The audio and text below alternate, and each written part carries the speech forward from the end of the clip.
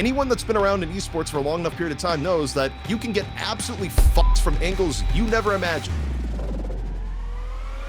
What actually went down behind the scenes between 2017 and 2018 that led to you not being hired for the Overwatch League? I probably was never like Nate's favorite person just in terms of like what he liked caster-wise. Nate's interest in me at the time was like, hey man, you should just really be our observer director. Like, Blizzard was still really actively courting people from other games to raise the profile of OWL. Hey Nate, this guy from CS is available, you should get him in. All of a sudden, you know, OWL offering Semmler $180,000 a year for that first year looked really, really attractive. So he ended up saying like, yeah, I'll do it. Who is Semmler going to cast with here? Well, you have me and Hex. That was the most attractive duo to look at and take someone out. I was like the very easy target to snipe to get Semmler in at the very last moment. For me, that was my I got owned moment. Given what I'd seen about politics in the caster space, I'd kind of learned at that point, like, even if you do most things right, and even if you have an exceptional product, it does not guarantee you're getting on a broadcast. What were some of the challenges you experienced in Contenders, and, you know, what were some of the things that you weren't particularly pleased about? The worst part, I think, of the entire debacle of not getting an OWL Season 1 was, oh shit, you have to find a new casting partner. Blizzard had in mind a different person for me to cast with in that Contender season. I had to fight super, super hard for Vast. Like, what it came down to is I did have to nuke my salary. Welcome back to another episode. In today's show, I have Andrew ZP Rush, a veteran esports caster of quite a few different titles, one that is known to be in games at the start of a brand new esport, and in particular, we're talking about Overwatch and his journey through that game and why he missed out on Season 1 of the Overwatch League. He goes into detail, talking about the nitty-gritty behind-the-scenes details about Nate Nanza and Semmler and what went down in that period of time in 2017 that led to him not being hired for Season 1 of the Overwatch League. Also expect to learn what he thinks about the current hero shooter genre. Are we in a bit of a hero shooter renaissance between Overwatch and Deadlock and Marvel Rivals? How do these games all sort of interconnect? And maybe a few other details about the esports industry as well, including a conversation around Tier 2 talent and Tier 2 casting in general, and all the shenanigans going on with the drama lately that we've seen on Twitter and the rest. So strap in, it's going to be a good one. And as always, if you enjoyed the episode, it would mean the world to me if you give me a like, subscribe, or follow on whatever platform you are listening to this on. If you think someone else might enjoy this as well, feel free to go ahead and share it to them as well. ZP, we're coming up to 10 years of you casting in esports now. And if I look back in time and I go in the calendar, 10 years back is 2015. That basically lines up perfectly with Overwatch Beta. I'm assuming that means that you got into casting through Overwatch Beta. Yeah, I did. It was kind of a mix of things where at the time I was doing a lot of streaming of Heroes of the Storm. And look, you stream that game 12 hours a day. Eventually you look for an out, and it sort of ended up working out that I was like, hey, you're in Overwatch. You like FPS games. You wanted to do return the FPS games. And yeah, there's a tournament going on if you'd like to cast it. And one thing kind of led into another back in the day is where that went. Yeah. What is your opinion on either Zucchinis or Paninis? Honestly, both pretty good. Never had both at the same time, despite mixing both of these things with my name, along with like maybe 80 million other ZP variants. Like, it was a Twitch chat meme. But ZP multiverse. It is. And you are actually like the lead fan fiction writer in that multiverse of anyone. It's incredible. I'm pretty good at it. I can tell you what my favorite variation of ZP is, but what is your favorite variation of ZP as an acronym? I actually don't have one. I believe it or not, I do not have one. I just absorb it all as it comes, is where it goes. You're not even going to take Zucchini Panini as a default? Is that? I think that's the default for sure. No, okay, I would take it as a default, not only because of you, but also because Wolf really likes leaning into that. Where, like, even going out to Korea for Wolf's wedding last year, right? Like, I think one of the first things Wolf says is like, "Oh, zucchini panini, you made it," or something along those lines. I'll say one of my potential, what could have been a really good ZP acronym variation, but unfortunately we don't have the correct letters here, is DP for Deadlock Promoter. Unfortunately, your name is ZP, not DP, but you are, to me, the Deadlock Promoter. You're DP as well. So talk to me a little bit about where things are at right now, because you are... What's the deal with you and DFN? So the Deadlock... well, I'll let you explain it. What is DFN and what are you doing with them right now? Deadlock Fight Night, well, simply put, it's just a Deadlock competition that we put on every week, and we do it in the middle of the week. And the idea here is that, look, you want to do a consistent program in esports and not lose your mind in trying to figure out scheduling. You don't put it on Friday, Saturday, or Sunday is where that's at. So we do it on Wednesday, and that way other tournaments are being run in the space. It's like, oh, cool, there's an extra tournament being run. This is extra data for who to invite to our program versus, oh my God, we're getting cross-scheduled by another tournament and they have a bigger prize pool on Saturday or Sunday, right? But it's basically a labor of love that me, Hex, and the other founding casters put together, right? Of this is a new game. We want to figure out how to cast it properly and put on a good show for the players and community. And yeah, I mean, there's a lot of things that went into it, but it's now turned into a weekly thing where I've seen a lot of cool competitive action in the beginning, which in a way kind of mirrors the beginning of stuff in Overwatch, though Overwatch was a different format and otherwise, but it's the same idea of like it's early on and it's figuring out how to cast a new game and what esports might look in it. I just want to point out you guys missed out on Deadlock Friday night. Could have been another DFN. No. You were like, no, we're not going to do it on Fridays actually. So just no. Wow, it's so close, man. Deadlock Friday night DFN, that would have worked out for you. This is basically what I can tell, pretty analogous to Alienware monthly melee that you guys did in Overwatch early on, right? I mean, is that kind of the idea you guys have been going for? I mean, a little bit in regards to it. It was just, again, an idea of, look, you're early on a game, and if you want to do something cool, you kind of have to create it yourself, right?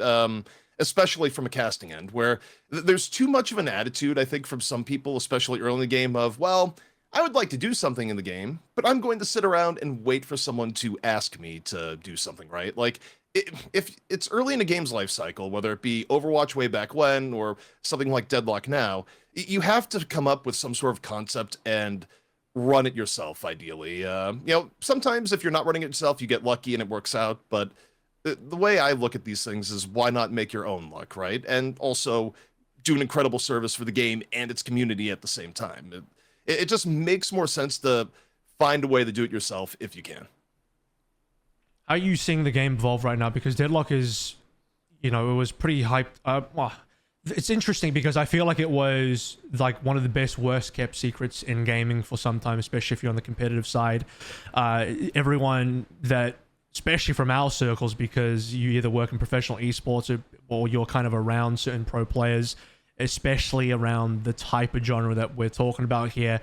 A lot of FPS pros, hero shooter type pros as well, which, I mean, that's Overwatch is still FPS, but you know what I'm saying? It's like your Valorant players in there as well, which, I've been a part of the Valorant scene. Everyone was kind of playing this game secretly behind the scenes. No one was allowed to publicly talk about it. And then it was starting to get leaked. And some of the first leaked videos are like Shaw 4 doing tutorials to teach other people how to play the game and that sort of stuff. And it's one of Valve's new IPs led by Ice Frog, the guy who is the legendary dude who started To be Dota. clear, I don't think anyone is actually sure of that. That's just what people assume. That Ice Frog is in charge, or yeah, we don't actually know that? I might be wrong. I don't think I've ever seen anything officially saying like who is in charge. People just assume it's an okay. Ice Let's Frog say thing, Gabe Newell's in charge, and then Ice Frog is in there somewhere. Then I don't know, like.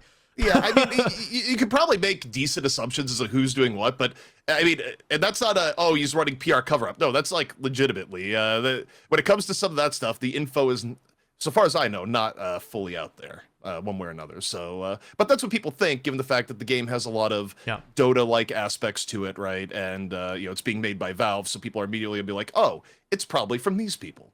So given all of that, what I was trying to allude to is the fact that this is like Valve's newest game that is not even actually out yet. I don't know right now if it's technically in an alpha or a beta, but it's pretty widely available now. I think it's fairly easy to get an invite, but it's not like, I don't think anyone can just go to Steam and just say play Deadlock right now. I don't believe that's currently the case as of this time in early 2025, and it still seems the game is somewhat, reasonably far away, although a little hard to tell how exactly far away it is from a full release. So how's the game, because you've been a part of it for, I assume, a long time. I don't know when it really started or when the first invite started going out, but you've been there nearly since the start, I'll assume. So how's the game evolved since you've been part of it, And now that you guys are doing some actual broadcast for it, where contextually we're talking about the fact that some level of NDA, I guess, must have been lifted. If there was some NDA left at some point where people could start streaming it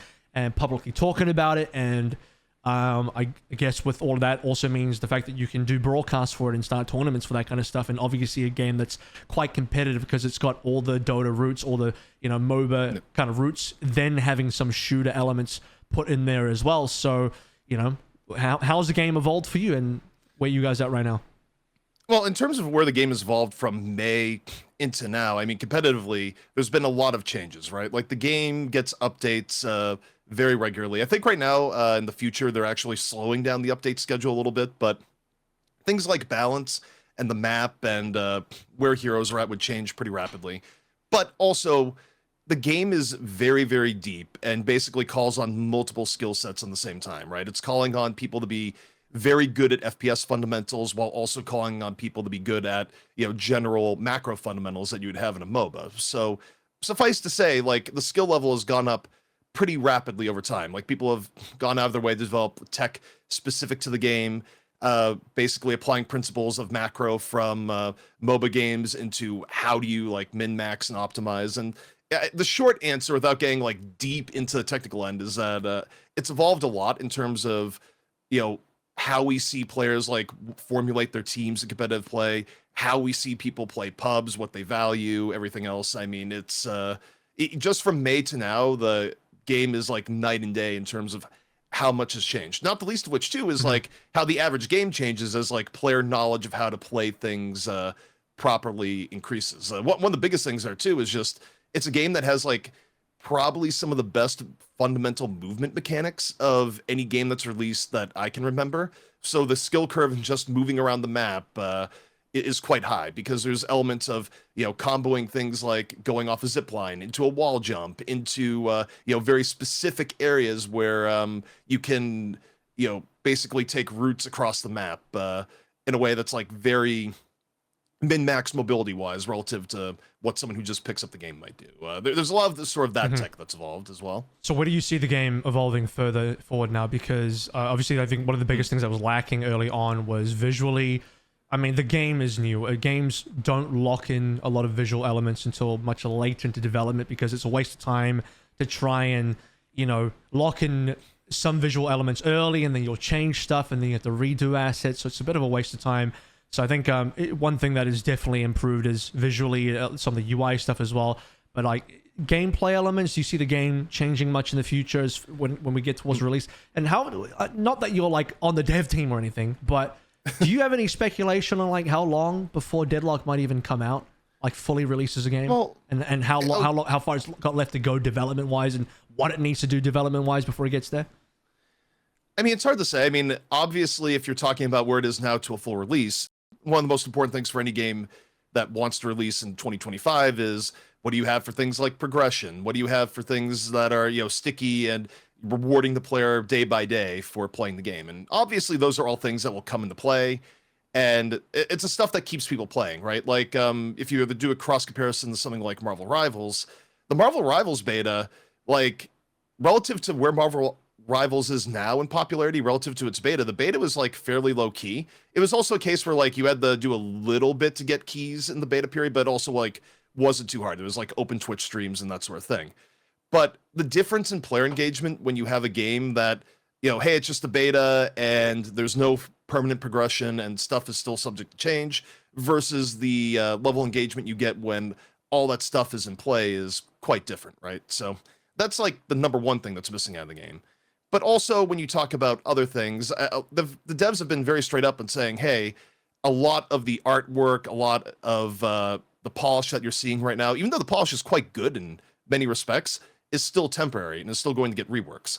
Like they did holiday skins recently for a December event that you could just unlock by doing things in your games, and then they remove them after the holiday event. But one of the reasonings that they gave is like, hey, look, these holiday skins are built on a lot of art that is temporary and is going to change.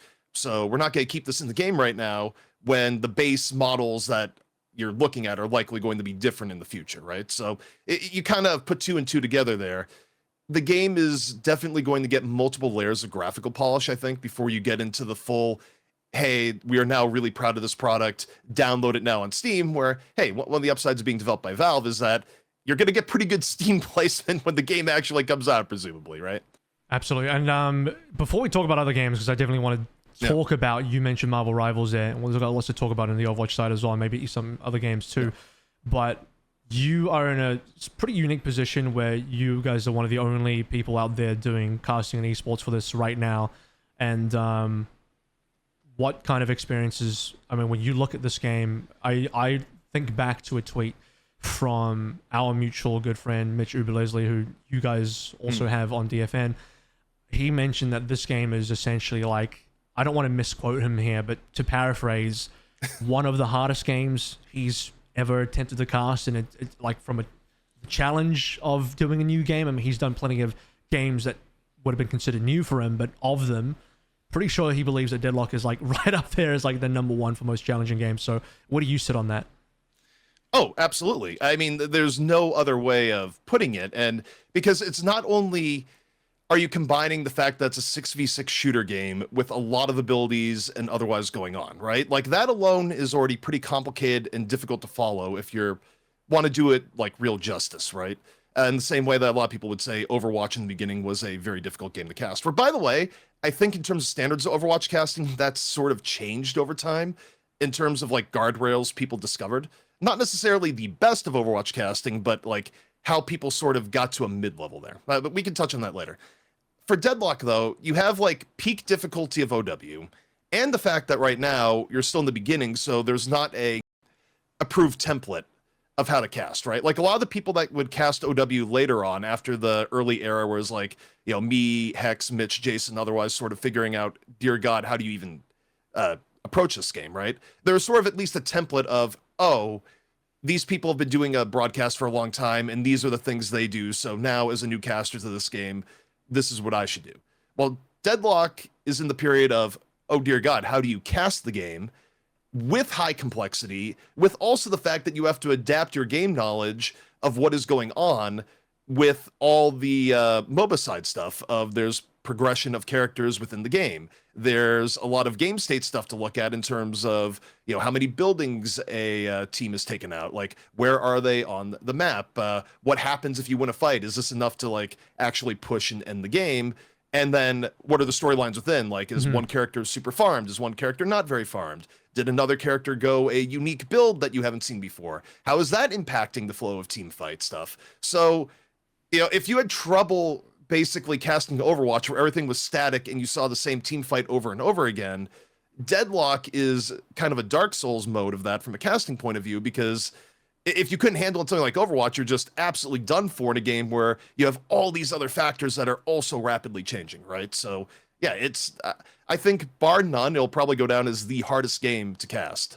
Relative to what we've seen before. That sounds like it could be a bad thing as well. But I'm not necessarily talking about the casting perspective. I'm talking about it more from just a general esports perspective. I think a lot of people look at this game as like a pretty big game in terms of its esports potential. That's definitely why, I mean, the fact that you guys have DFN on there and you're getting into this early, I mean, there's no illusions there. I think it's pretty clear that getting started early is a good idea. But it's also the fact that it's a Valve game, and Valve have a pretty good track record history with what they've done with Counter-Strike and what they've done with Dota, and this is basically, you know, I don't want to say it's Dota 3, but, you know, if there was to ever be like a Dota 3, this would kind of be it in a way where you're really just moving forward in the evolution of where a MOBA could be, combining it with some hero shooter type of elements and evolving both genres in a way.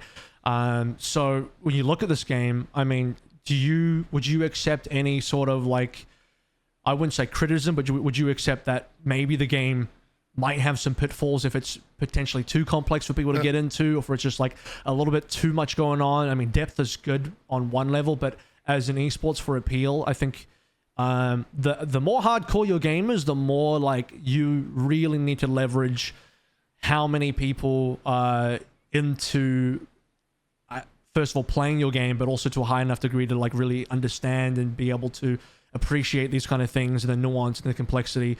But yeah, I mean, how hard the game might even be able to get into, because in a moment when I'm talking about Marvel Rivals and maybe the complete opposite spectrum of a game where that's such an easy game to get into, even comparatively to Overwatch, that it's like kind of blowing up in numbers right now. And so Deadlock is on the opposite scale of I would say maybe difficulty, definitely like the skill ceiling difficulty side. So do you sort of see that, and do you have any thoughts on whether Deadlock could be a game that might be too complex, or do you not see that as a potential for an issue at all?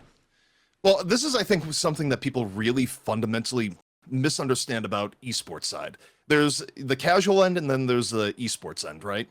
And I think from an esports end, it's all an incredibly good thing that you're saying. It's like, oh, it's complicated, etc.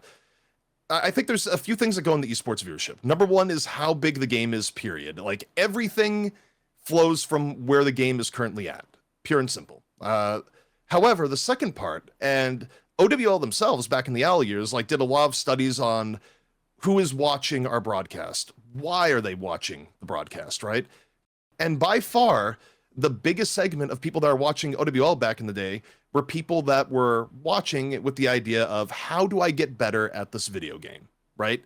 And it was a huge impetus for just, I want to see what the best players are doing because I want to incorporate this somehow into my gameplay. And really quickly, Overwatch League had the stats to track that as a reason why people were watching. Is that correct? Well, they ran focus groups. This is just what they told us. And I remember they mentioned this to a meeting us in 2020. Because, yeah, I mean, at some level, they were running data that'd be like, why are people watching? How can we engage with that better? And to me, that, you know, a lot of focus group studies don't necessarily go one-to-one with reality because you're sort of asking the wrong questions. But in my experience and like seeing, you know, very dedicated communities come out, I think it's very, very true that the idea of watching to like get better is a big deal. I actually think in some ways that's hurt esports and other games because as Twitch streaming has gotten way bigger, right? If you're not very good at a game, you don't necessarily need to watch a Valorant broadcast to get better at Valorant. You can just watch Shroud, for example, at one point, right? And he's still going to be way better and you're going to get info from there. And that's a little bit different from, say, the StarCraft 2 days where, you know, Twitch streaming wasn't as big and not as many players could regularly stream. You know, players like Idra had a pretty decent stream, but there was more of a focus on tournaments. But not to go down that rabbit hole too much and go back into it, what we've seen, even on Deadlock Fight Night, is with no drops, no other outside incentives, we've gotten as high as 3K viewers when it was like kind of at peak to now it's like, you know, 1,500, 2K all-inclusive on Twitch alone, not counting other services. Even with other things like Marvel Rivals taking a little bit of space out. But what you see is that you see a very active chat, and when you look at community reaction, people are just going like, yeah, if you want to like see a new build, like this guy was running this on Fight Night. Like, yeah, you know, this hero is really viable right now. Like I saw Mo and Krill being used on Fight Night all of a sudden. This is community reaction that you can find in like the various different discords that are out there. So to me, the more a game is complex and the more that people play it and they go, oh, wow, how do I play this game? I think you get a much larger conversion of your casual players to esports players because people just want to know how to play better.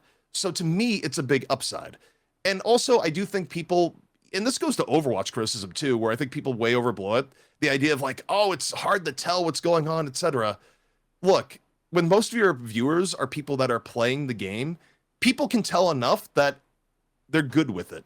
This idea that you have like this massive untapped viewer base of people that don't play your game that will also be watching your game, I think there's a handful of cases where that's sort of evolved to be true, like FGC.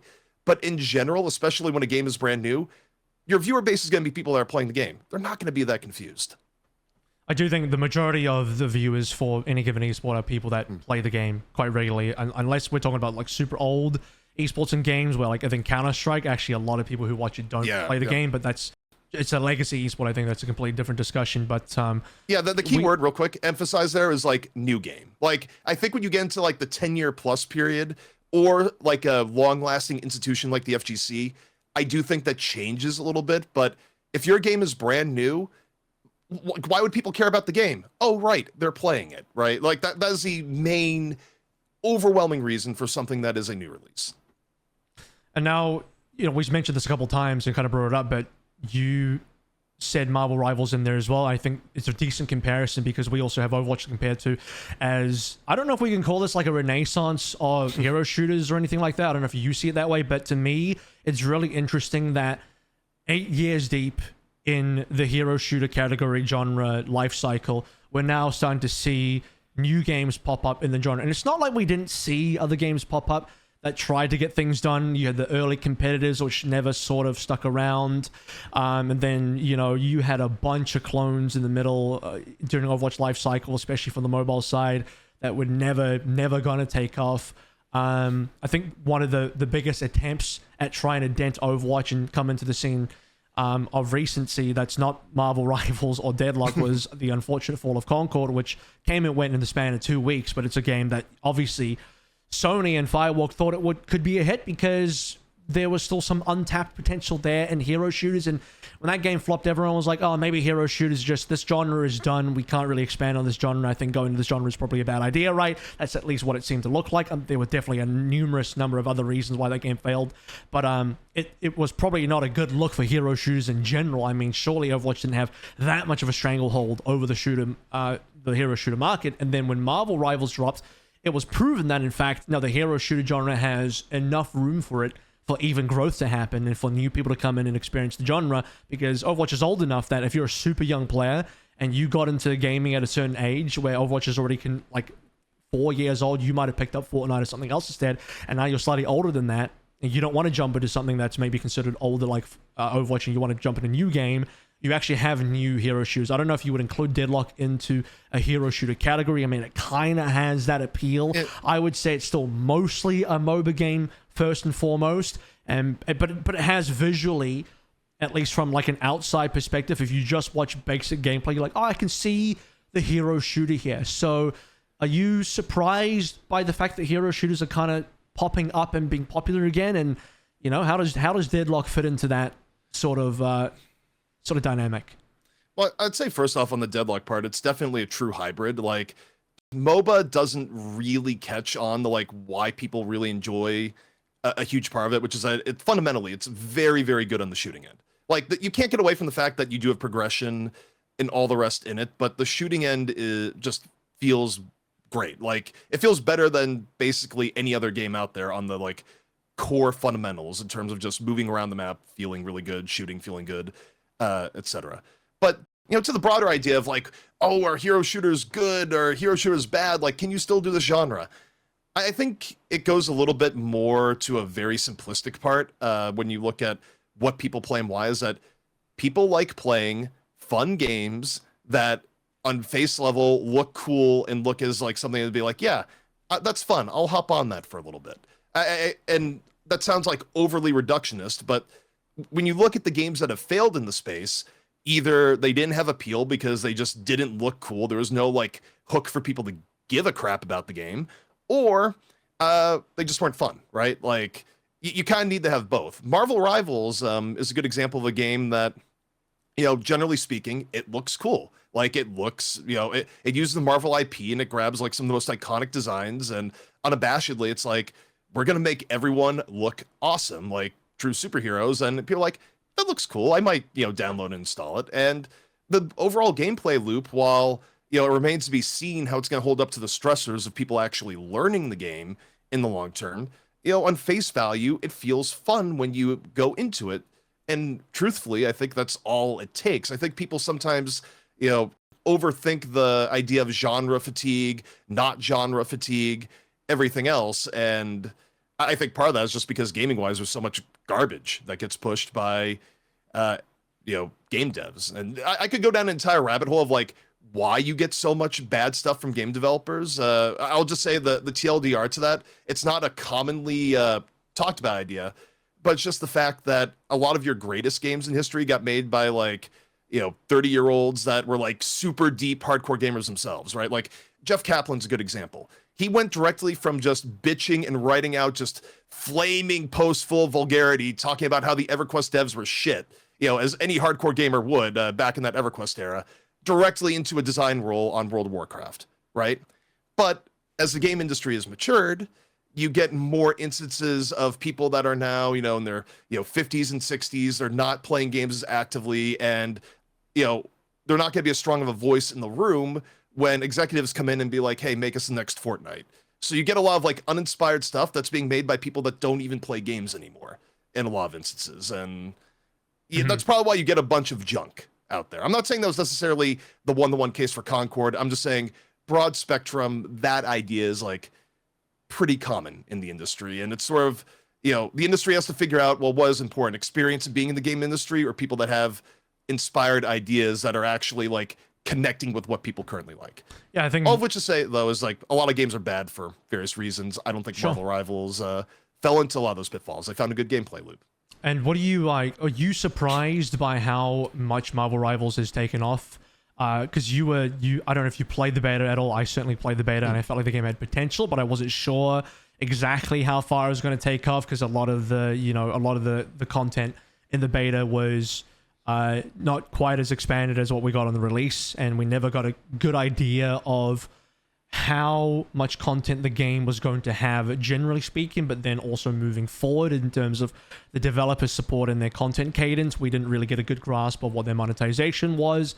There were a lot of question marks behind that at the time as well, and during the beta for Marvel Rivals. And numbers-wise, like it seemed like it had some decent legs. Like you could look at the early numbers for Marvel Rivals.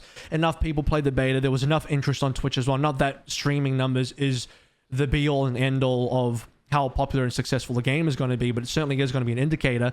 And it's like, okay, maybe this game's got something to it, but then you come release, and then suddenly it's like breaking records on Steam and doing all of this kind of stuff. And, and to be completely fair to Deadlock is a game that's not fully released. So if anyone was going to compare numbers, be like, oh, Deadlock numbers are pretty abysmal in comparison. Well, I mean, Deadlock definitely isn't not a released game, so that has that defense going for it. But Marvel is like, right now, Marvel Rivals is a game that you can't really ignore because it's kind of everywhere. Everyone's talking about it. So as someone that is pretty deep in this genre and pretty deep into, the history of these types of games, like, how surprised were you at the success of Marvel Rivals, and like, what do you think it really comes down to? I mean, I was definitely surprised at the level of legs it had and the bounce up, given the fact that its beta was, again, you could get into the beta pretty easily, and the beta didn't have like anywhere near the legs that its releases had. I think, though, it definitely did capture a lot of the original Overwatch crowd. Like, people kind of look at Overwatch and go, oh man, the decline in Overwatch, it really happened post 2020, the content stopped coming out, etc. And people actually, if you go back and you look at trends and interests for OW, it actually started way, way earlier. I would argue that peak OW in terms of interest and when people like started falling off, it was probably around like 2018 to early 2019 was the peak. And it went downhill after that. That's when you lost like tons and tons of people before anything else happened. And the reason why, and how you're gonna like, well, what does this have to do with Marvel Rivals having a big release, is that people had kind of seen all the content there was in OW, hit the content loop, or rather hit the like max exposure that was in there. And they're like, well, this is really fun. I enjoyed this, but I've done it all here. I need something new. And I think in Marvel Rivals' case, like, people get too into the weeds of like, well, what is the balance versus modern day Overwatch? Like, balance is not as important to people as, is it a new experience? And the bottom line is that Marvel Rivals is a hero shooter that plays very closely to the OW gameplay loop that is a new experience. So a lot of the people that were looking for kind of something new that they didn't really get in Overwatch 2, which we can go into after, play Marvel Rivals and they go, oh, this is brand new. This is cool. Eventually, though, like 2-3 years down the line, you'll hit the same stuff where if the game isn't continually reinvented, like if they're the kind of like go on the OW hero release, right? They would run into the same issues that Overwatch ran into. And I do think how good Marvel Rivals has been doing is sort of an indictment back on the idea of the Overwatch team. And obviously there's a lot of reasons for this, like, focus on PvE and blah, blah, blah. But if you look at the live service product, right? They did not do anywhere near enough when the game was at its peak to continually refresh the game and get people involved. And as comparison to something like Fortnite, where Fortnite every season, they're just like constantly, there's tons of new stuff that like comes into the game, right? And you have to do that, I think, to keep people's interest, particularly in a game that, goes a little bit harder after the casual audience. And yeah, people got their new experience right now in Rivals, I'd say. So you mentioned there that you think Overwatch probably should have reinvented itself a little bit more often. So I assume you're talking about stuff like the Season 9 change, or I guess moving from no hero limits to actual hero limits. Maybe something like the fact that we moved from, into role queue, stuff like that as well. Is that the kind of level of change you're talking about? No, I mean, those were big changes, but not at all. I don't think that's the type of change that people actually care about and go, oh my God, this is a new game. What the changes I think that people really want to see and actually really care about would be things like, okay, here's Overwatch 2. We've now added an extra ultimate to every character. Or now you can empower your normal abilities by like burning ult charge to do something. And also here's a whole bunch of different maps or like new game mechanics that are involved, right? Like there's now not a super health pack, but like, I don't know, like map specific power-ups, different things that like more wholly change the experience. I think people get caught in the weeds of like, well, what is the balance right now? Or, is it just new heroes? I think you need to give everything a much more radical, fresh coat of paint, way more often what Overwatch did, because, look, again, we all know the backstory at this point for OW2, where so much was based around, well, we were doing PvE, etc. But when Overwatch 2 came out, you had like 3 heroes and 5v5, and some maps had a sunset. That's not good enough to keep people's interest in the long term and make people go, wow, this is like really cool within this game. Full PvE live service would have been pretty good. It would have helped a lot. But for the live service PvP game, you just need to change things up significantly more, especially when your main audience is the casual side. Like, the Season 9 stuff is not the sort of radical change I think you would need to do to really keep people's interests in a, oh my God, look at all this new stuff. See, the thing there is, I would argue that the Season 9 changes were radical enough that still a lot of people are not... There's a lot of people that do like it, and for the record, I think, generally speaking, I thought it was a pretty good change. There's a lot of naysayers out there that still don't like it. It does feel like Overwatch, at least, I don't know if it's uniquely an Overwatch thing, but it's a type of game where its audience both wants a lot of change, but is also extremely resistant to change, because I feel like every single major change, quote-unquote major change, whether it be, particularly role queue was a big one that people were either they absolutely loved it or hated it. 5v5, 6v6 is like a forever debate that will never end. All of these types of things, I'm sure there were even people that like were really upset that we went from no hero limits to hero limits, right? It seems like this is the type of game where people were actually super resistant to changes, although the play base is definitely not a monolith. It could be a Group A, Group B type of situation where Group A is asking for one thing and then Group B is looking for something else, and one side is completely silent when they get what they want, and they only pipe up when something happens that they don't like.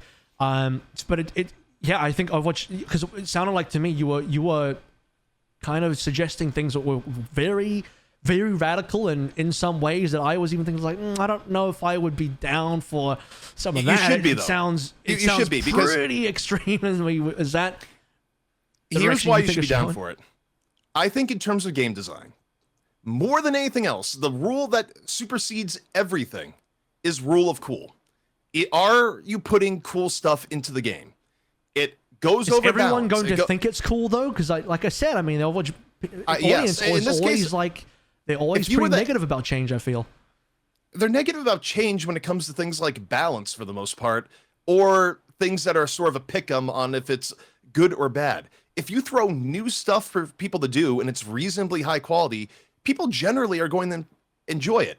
And yeah, you're going to have people that will be out there and saying, what about the purity of blah, blah, blah, blah, blah. But that is generally overweighed by people that will see new content, shiny, good. I truly believe that, because again, to draw the Overwatch and Rivals comparison, the reality is, just by virtue of being a game that's been out for a very long period of time, is that OW is probably in a better state of balance. It is balance. Why? But people are playing tons of Marvel Rivals. Well, clearly not. And that's not a dig at Marvel Rivals at all. That's just kind of the reality, is that you would expect a game that's been out for longer to have better balance. People are playing a lot of Rivals because it's new, It's a cool experience, and there's a lot of stuff to do that they haven't done before. So the idea of like, well, we need to keep everything in the same box, and we can't radically shake up that box because people will be mad, is not necessarily true. Now, to be clear, there's definitely cases where you can radically change things and blow it all to hell. A really good legacy example would be the old Star Wars MMO, not the BioWare one, but the original Star Wars MMO that had a very unique gameplay flow in terms of how you leveled, how you did stuff, and then they came out with something called the New Game Experience, which basically made it into WoW Lite. And it wasn't very well thought through. It changed everything, and everyone hated it. So yes, you can mess up a game off a rework, but I think if you're just adding things and creating new experiences with that and willing to mess with gameplay more than what OW did, you're more likely to get a good result. And again, you look at Marvel Rivals, it's a lot of the same OW gameplay, but remixed and in a different area in ways that like people have not gotten used to yet. So if I look at OW historically, I just think they didn't do anywhere near enough to continually reinvent the gameplay, and they stayed too much in like the box they were in for a very long period of time. I think there's a lot of danger there. I think if you try and reinvent the gameplay too much, you're going to get into a stage where you just start shifting away from what people actually enjoyed to begin with, which is maybe the slickness and polish of the original kind of hero shooter design and genre that Overwatch had as an identity. You'll also probably lose your identity as a game somewhat. So I don't know, maybe I'm not gauging exactly like what level of radical changes you're talking about, but at the same time, I don't know if even games like Marvel Rivals would be able to do something like that, because I assume this is the kind of thing that would have to apply to a lot of games in the genre. Like Marvel Rivals would probably, likely in your eyes, have to do this kind of thing as well, because a year, 2 years, certainly 8 years deep into Marvel Rivals, likely people will also probably end up getting bored at some stage of the same thing, and you can only play the game. The shiny novelty of a brand new game does wear off eventually, and so that's just why Marvel Rivals have seasonal things where season to season they want to change some things up, different seasonal buffs, all that kind of stuff. They're being a lot more aggressive with the content pipeline. And you mentioned content there as well, but content to a lot of people, I think most people consider content to be in this type of genre, new heroes, new maps, maybe new arcadey type of modes, stuff like that. But to radically change the game, I consider my bar for radical change is stuff like the Season 9 hitbox projectile changes, or something like moving from 64-65. Those are pretty radical changes. But if you're talking more radical than that, that sounds like here's the extreme. example. Here's the example. Fortnite. You realize Fortnite massively changes from season to season. Like, that is the actual proof in the pudding. And well, it might be an idea of going, well, gee, I don't know, it's a battle royale, and Fortnite's just its own thing. You can't argue with the success that they've had in vastly, radically changing the game and what is effective. I mean, you go from season 1 Fortnite, where it's just normal building and dropping wherever. And by the way, I'm not the biggest Fortnite expert, but people would say that it's goofy though, potentially. Like, if I was to push back, it would be like they're doing incredibly goofy changes that not everyone agrees with, and it's so what? It could be. Can you argue with the results? It could be. Can you? Right. I get it's goofy, but it's like the results are hard to argue with. That they're hit. I think I read recently they hit like a new all-time peak at some point. Like, I think that's because of what is it, the Fortnite Classic or the Season 1 remix, whatever they're doing. They're going back to Season 1 essentially. I think that has a lot to do with that as well. The fact that they're going back to the original. I think where I stand on this is I would be for more radical changes, and I would be for more frequent changes of the size of Season 9, and by more frequent I mean like once per year.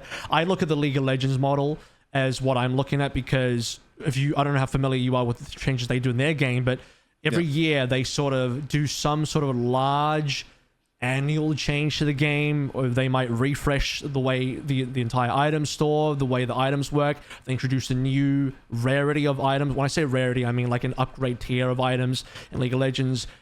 They can shift up how the map works, add new features to the map. I mean, one of the changes they made in previous seasons years ago now was putting the little plants on the map that you can interact with that do different things, like the blast cone, which really changed the game in a reasonable way. changing how their like boss spawns are, and adding in different drakes and all that kind of stuff.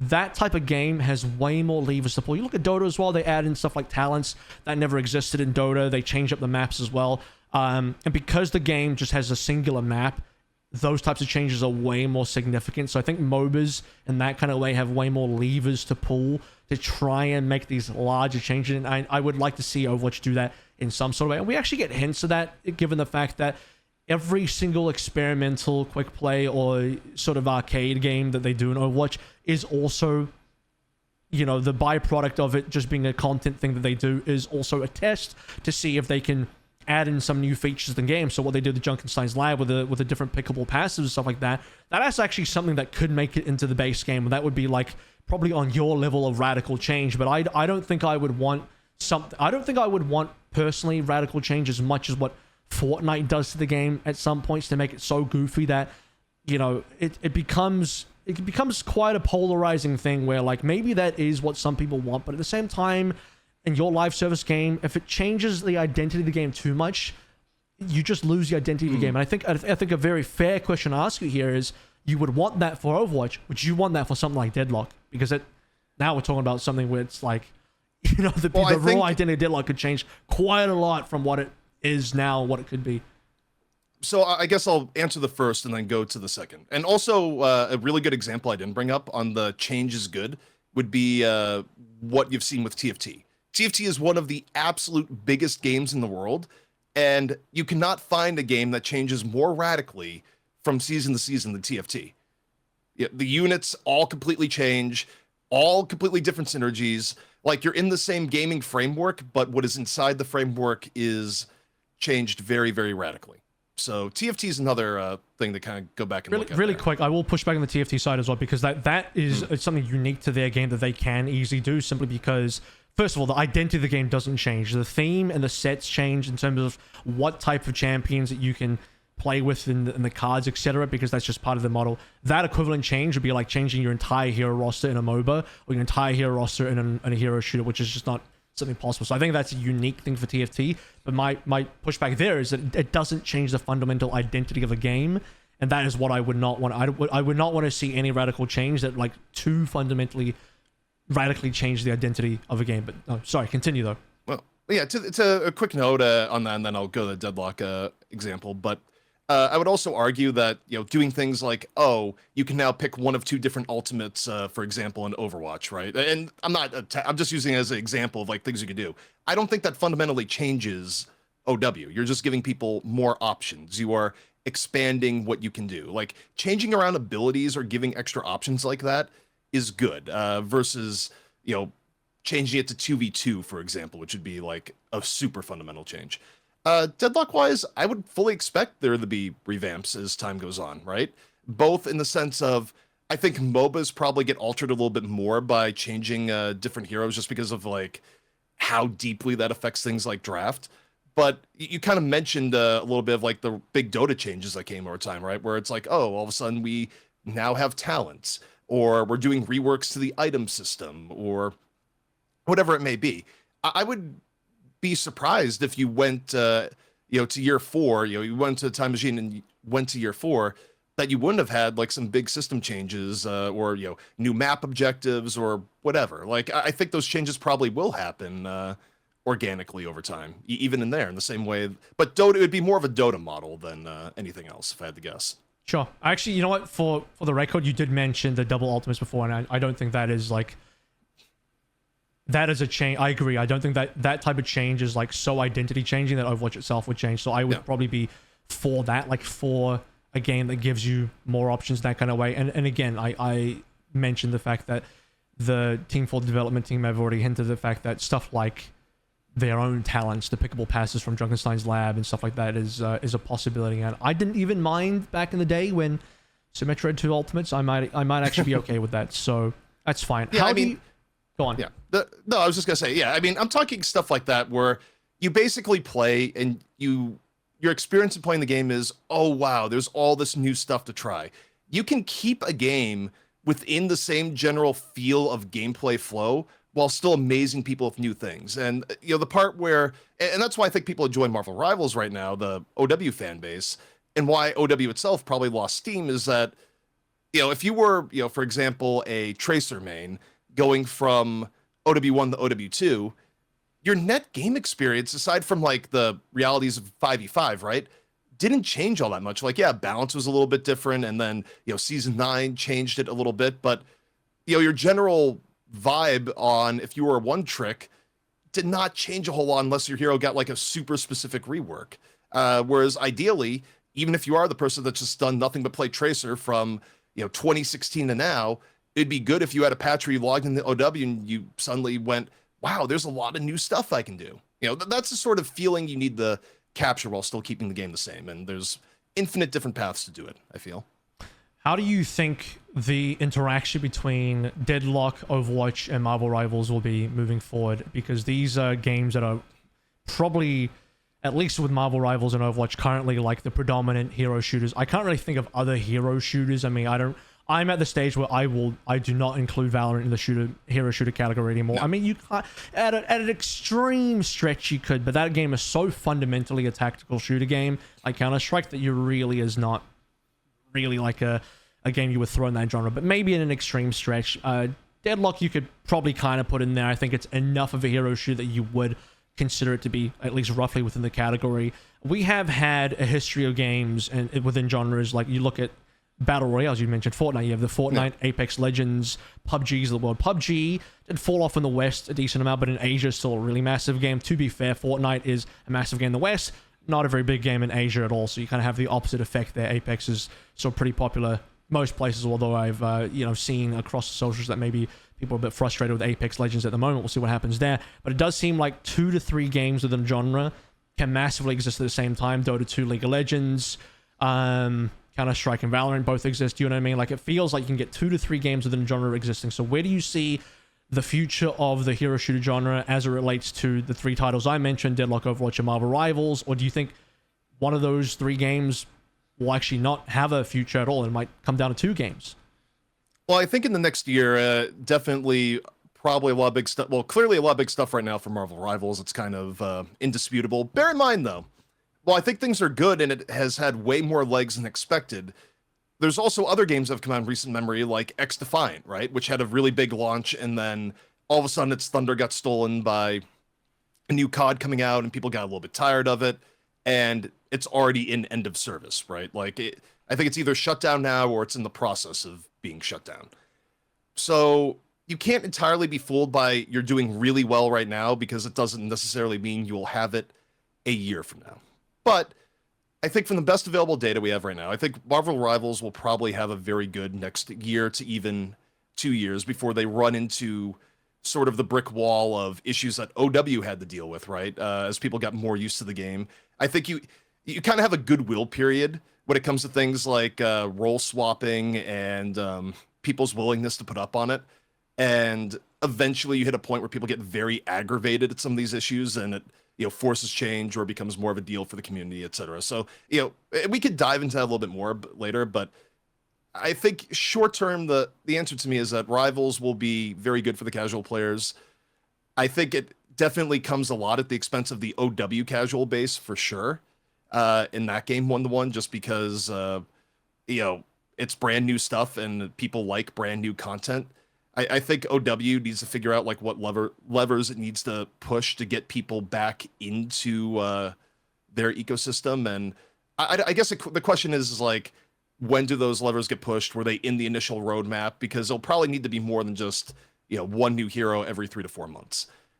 Deadlock, it's hard to say. It kind of depends on what the Valve timeline for everything is. I think on a competitive level, there's a world where like Deadlock could have the best competitive ecosystem of all 3 games, purely because of the fact that if the game comes out and has a really good release, which is a pretty good possibility, because the general vibes in the game for Deadlock are the people that stop playing it.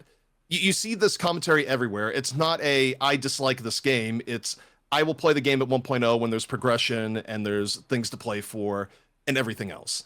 And if you get most of those people coming back on a 1.0 release and Valve does bare minimum marketing and stuff, you'll have a high player base. But the exciting part there from a competitive end is that the competitive ecosystem would be really good, because Valve generally allows for a very robust third-party ecosystem, right? So there's a world where you have, not only Valve probably putting on their own event, but you could have Blast putting on events. You could have, PGL, StarLadder, EFG, all putting on events. And generally, we've seen from games like Counter-Strike, right, where when you have multiple competing TOs, it puts on a really good product, generally speaking. Whereas Marvel Rivals, like, look, we'll wait and see what plans they have there, but it's probably going to be more developer controlled, so it will not be as dynamic of an ecosystem no matter what comes in on the competitive end. And also, I would argue between the two teams or games, I think Rivals will have the same issue that Overwatch has had, which is that it will have a pretty low conversion of casual players into competitive watchers. Because if going back to the beginning of the podcast, right, where we were kind of talking about people watch games to get better, if a lot of your fan base are people that are just playing casually, they're not necessarily interested in watching, what could be a triple support 2-tank meta, being played at the highest levels relative to watching a Deadlock game and seeing people in an extremely, top end build that changes from week to week, right? So the conversion rate will be a little bit tough, but between the three games, yeah, I mean, I kind of laid out casual and competitive. OW, I mean, it's kind of we could go on for a while, and if you want to like shift into that and where OW is going to be, but I think the casual end OW will be hurting, and the competitive end just it's in a weird spot right now, Avril, where like so much of the evaluating the Overwatch's competitive scene relates to how much can OW heal from the damage done in the past. It's not a clean slate.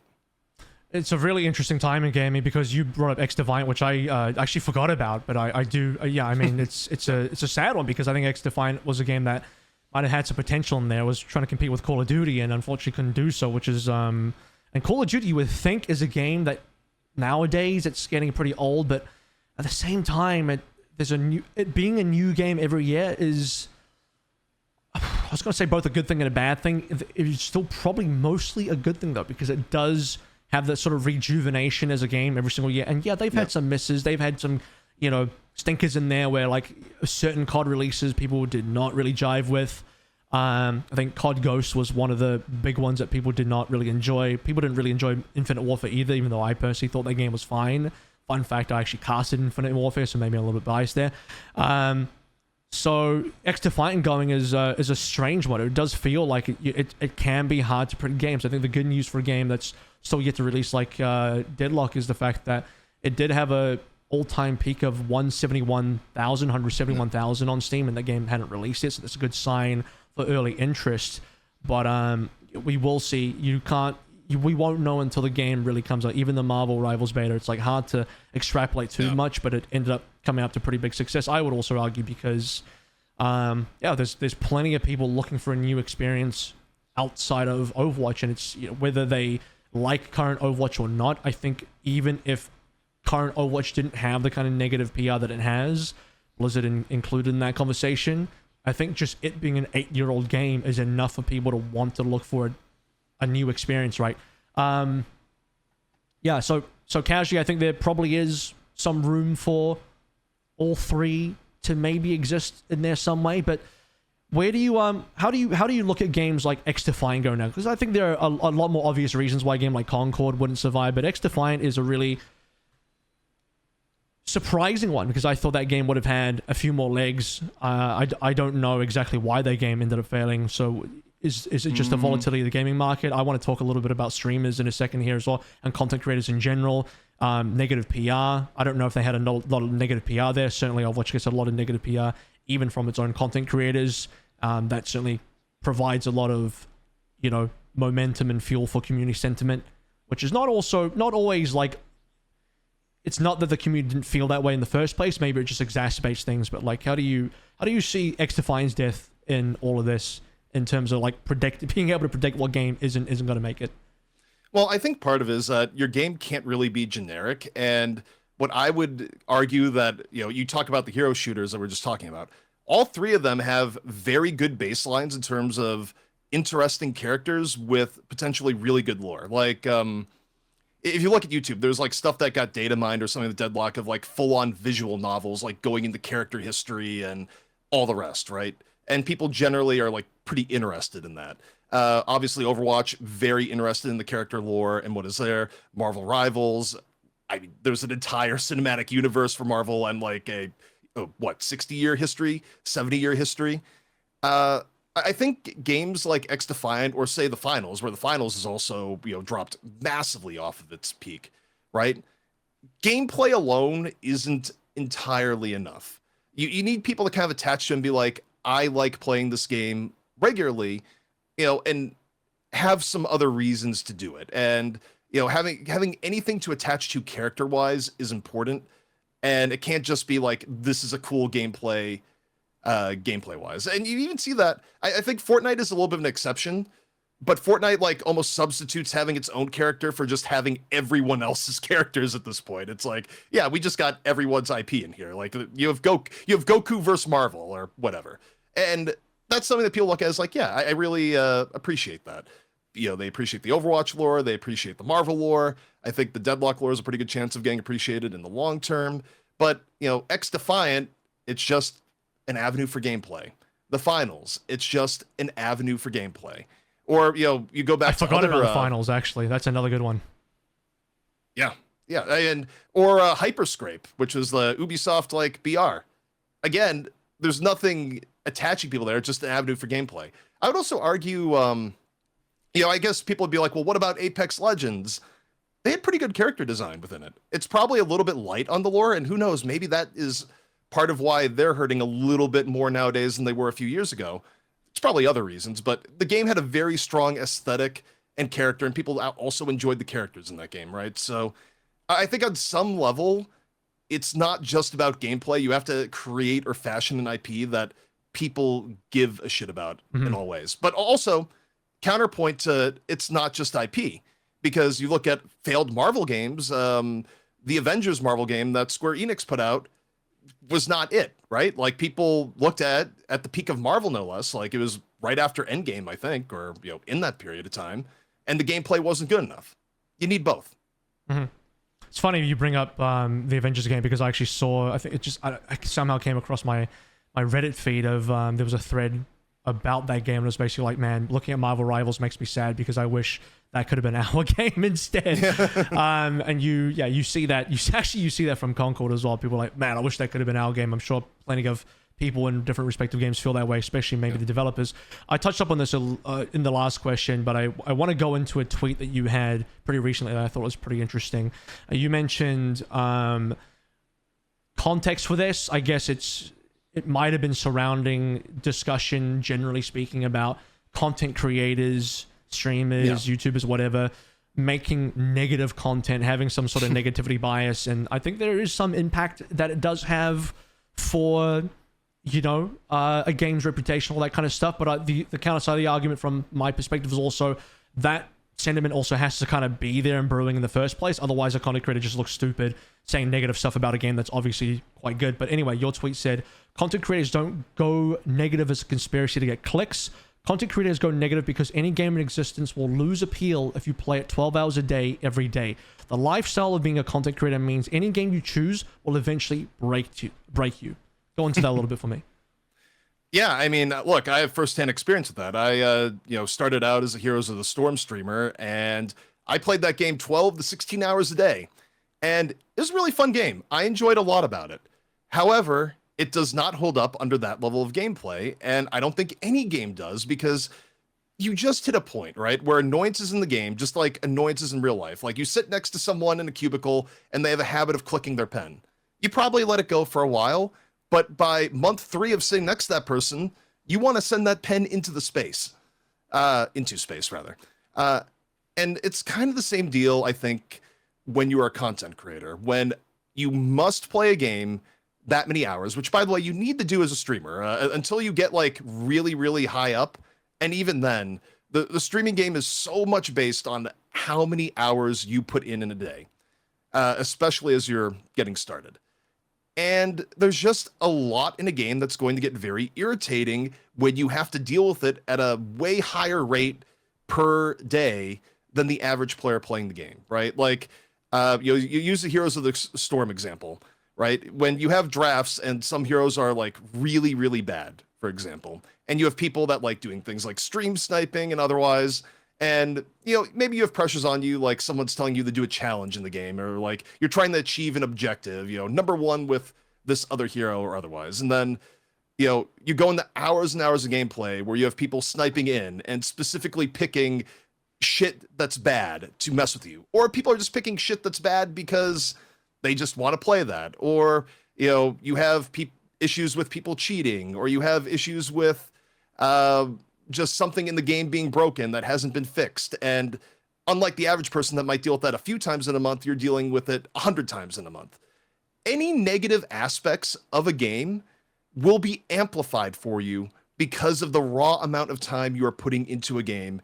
And those frustrations will just be continually vented because you're tired of dealing with it nonstop. It's the amount of exposure that you're getting to the game, and you're just going to be hitting the flaws of the game way more directly, which is why, generally speaking, it's hard to find, whether it be esports pros or content creators in most games when they've been at it for several years, that will genuinely be like, oh my God, I love this game. They might say that, but it will come with a caveat of, I hate blah, blah, blah, blah, blah, blah, blah. It's just the nature of playing a game that long. The tiny things that aren't a big deal to most people will eventually become a big deal to the people that experience them the most. It also feels like, first of all, I also want to mention that there is a negativity bias in content creation anyway. I mean, this is the type of thing where just across the board, not to say that it's definitely still not a conspiracy. They're not like, it's not always for the clicks, but there is also negativity bias. But I also agree with the fact that, if you're someone that plays a game 12 hours a day, no matter what the game is, you are going to get bored. You're more likely probably to find certain things that you think are frustrating, and then that might trickle down into your viewers. And if you have a lot of viewers, that can certainly be the case. I think Apex Legends is kind of going through that right now, and there's actually a really interesting point of contention between the regular player base, or at least the ones that are saying things on social media, versus the content creators, where the regular player base is like, please stop to EA, that is, Respawn, please stop listening to the content creators because they're ruining the game. This is what I'm seeing from the standard Apex Legends player base. And there's also been really interesting relationships in Overwatch as well between the content creators and the player base, where it's just like, some point of contention, it was like, stop balancing the game for top 500 and content creators and pros, whatever, or stop listening to them and because they're ruining my game, and all this kind of stuff. Or whether that's actually true or not, I don't necessarily think the game does get balanced in that type of way, or is catered in that type of way. But also at the same time, they do have the developers' ear a lot more than a regular person would, unless it's a mass of people all kind of agreeing in terms of your player base. That you have to have like a generally reasonable consensus for the developer to be like, okay, something needs to be addressed here. But more and more now, you're getting into a situation where, I think content creators are starting to become more impactful in terms of games development. I can't remember which studio it was. There was some. I'm going to end up butchering the context here a little bit, but I remember seeing an Asmongold clip basically saying that there was some sort of game developer interview happening where, and this is a non-English interview, was translated into English subtitles, something where they're saying like, yeah, they specifically pointed out like content creators like Asmongold as being like a serious point of impact on a game's development, because they don't want to get hate from really, really, really, really, really large content creators. So I think there is starting to become some level of sway there now. To be clear though, I will say, I think there's a completely different category between someone like an Asmongold versus someone like a Flats, right? Especially in context of game stuff. Like, why your first wave content creators and their impressions on a game come from very different places and very different sources than someone that's already hooked into the game and plays it 12 hours a day. Like, those are completely different categories of like how they have to be handled, like what impact they have on the game, and where their viewership comes from to an extent. So I mean, don't get me wrong, I think content creators like on both ends will have a pretty big impact on how a game is thought of, how a game is received. I'm just saying that category one is people that are generally big and can do a lot of good promotion for you, or a lot of bad promotion before people even get their foot in the door. Whereas category two is sort of the person that lives and breathes your game and is almost like lifeline check on where the game is and like what the community is feeling, and maybe putting too much of a magnifying glass on things of your game right now that might suck. Right? Sorry, finish before I. No, that's all I got. I just want to say there is a difference between like those two things. I was going to say I found the context for what I was talking about just because I want to make sure I get this correctly. I don't want to like kind of put something out there that wasn't entirely factual, but it was a clip from Dan Vavra. I don't know if I said his surname correctly. It's Czech. He's a Czech person, and is a developer from Warhorse Games, which do. He was a lead writer for Warhorse Studios, best known as a lead writer for video games Mafia, Mafia 2, and Kingdom Come Deliverance. And I was in a Czech interview where he referenced Asmongold and Critical Drinker and such for as content creators that they have to be really concerned about. But even beyond that, I was going to mention, before you talk over there, I was going to say that I think content creators are also looking for something different in games as well, because I always think back to the entire like skill-based matchmaking kind of, I don't know if I would call it a debate. This was like a big thing in, I was going to say Call of Duty, but it's really Warzone, Call of Duty Warzone. And it's the whole thing of like, do you want skill-based matchmaking in your game or not? And the content creators do not want skill-based matchmaking in the game because they would like to have a game where they get to drop into a lobby and there's a mixture of good players and a lot of bad players, a lot of new players, because there's no skill-based matchmaking. It could just be anyone in the lobby, and they can make really cool clips and good content where they can just get to destroy everyone. But if it's skill-based matchmaking, they're only going to get put into a lobby of players in a similar skill. They're not going to look as good on their streams. They're going to lose a lot more often. They're not going to get the cool clips, right? So I think that is a true thing. Well, real quick, just a quick add-on onto that, because I think it's super important and relevant. Let's be real. Ninja had a decent stream before Fortnite came out. Ninja probably doesn't get to hit the levels he got without SBMM being missing in early Fortnite, because a big part of why people got into those early Ninja streams is that he was one of the better players at the time who was always streaming and, dropping like 20 plus kills a game. If he had to go into like full sweat lobbies at the very beginning, he probably doesn't get as much viral popularity because it looks more samey at that point. It's the idea of like creating a distance between your experience and what the average person's experience that makes you look like a badass. So yeah, you're completely right.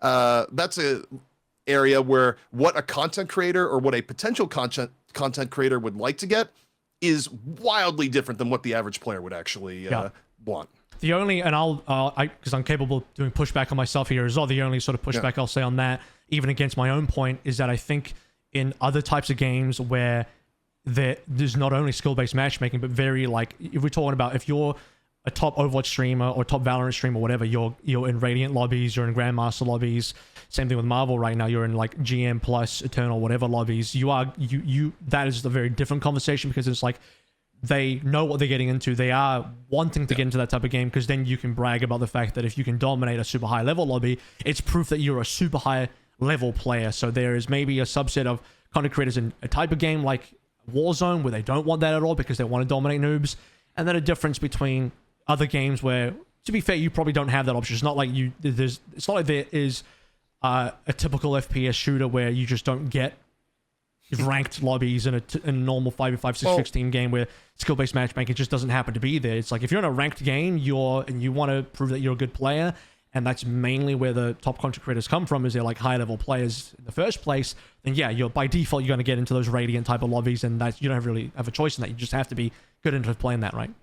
Well, there's a reason for that too. In the games you mentioned, it's kind of very heavily magnified in the battle royale. I cannot speak. Battle royale genre. And the reason that it's going to be magnified there is that the difference in how you can play in a non-SBMM lobby in Battle Royale, where you can just, go full aggro, put on 20 kills, etc., is cool and exciting. How a Battle Royale is usually optimally played is being very slow, methodical, and not taking fights if you don't need to take them, right? Like, you look at most competitive Battle Royales, and, the common strategy, like, if you're looking at ALGS, right? Oh, I got in the middle of the circle and I have a good position. I'm going to stay here and defend this position until someone makes me leave, right? And while that is very good optimally from a competitive standpoint, it is not good if you're streaming 10 hours a day and you're spending half of those 10 hours a day sitting in, one building waiting for people to push you. Like, that is not anywhere near as good as running around, W key never not held down and just, racking up 30 kills a game. It's a very, very different battle royale because there's such a difference between casual experience and a lobby full of like really good competitive players. I'm going to switch gears now a little bit because I'd be remiss if we didn't get deeper into the more esports side of things with having you on here. So, welcome to the elitist side of the podcast. We're going to talk about high competitive esports stuff, but there was an interesting tweet thread that came out recently, and you responded to this with your own take on it as well, which we'll discuss a little bit here. But Sebdot, who is a Rocket League caster, someone I actually met, by the way. I met him in Toronto a couple of years back at the Overwatch League finals in Toronto in 2023, and he came out with a tweet. I won't read the whole thing because it's reasonably long and I don't want to bore people, but the general gist of it is he was talking about the fact that, there's been a lot of undercutting in the casting sphere, particularly around tier 2. He's talking primarily about Rocket League here, but it does, I think, apply generally to esports as well. Orgs have allegedly been using Liquipedia points as a means of paying casters, which maybe you have a better understanding of what that means. I see that as like orgs are using that as basically if you're like a very low level unknown caster and you cast our event, that'll be like bonus for you in terms of getting your own Liquipedia page or having something to put on Liquipedia. And then he goes on to say, just briefly, because I'm not going to read the whole tweet, casters have been offering work for free to undercut other casters in the middle of negotiations. Tens of thousands in prize pool tournaments demanding free or below minimum wage work. What are your thoughts on this tweet? And how did you respond? And Yeah, I mean, the thoughts on the tweet, I mean, I guess the baseline behavior, there's a few things to like dissect. Number one is like, obviously that is really scummy from the TOs to even do that. I also think though, the reason why they were able to do that and the reason why it's even a thing is that there's a general misconception from people who want to get into casting as to how you get in the casting and the paths that most people were able to take to get in. And generally speaking, particularly for games that are like really mature, which of course Rocket League is. Rocket League has been out for like, 8 years, close to 10 years now. It's been out for a long time in any case.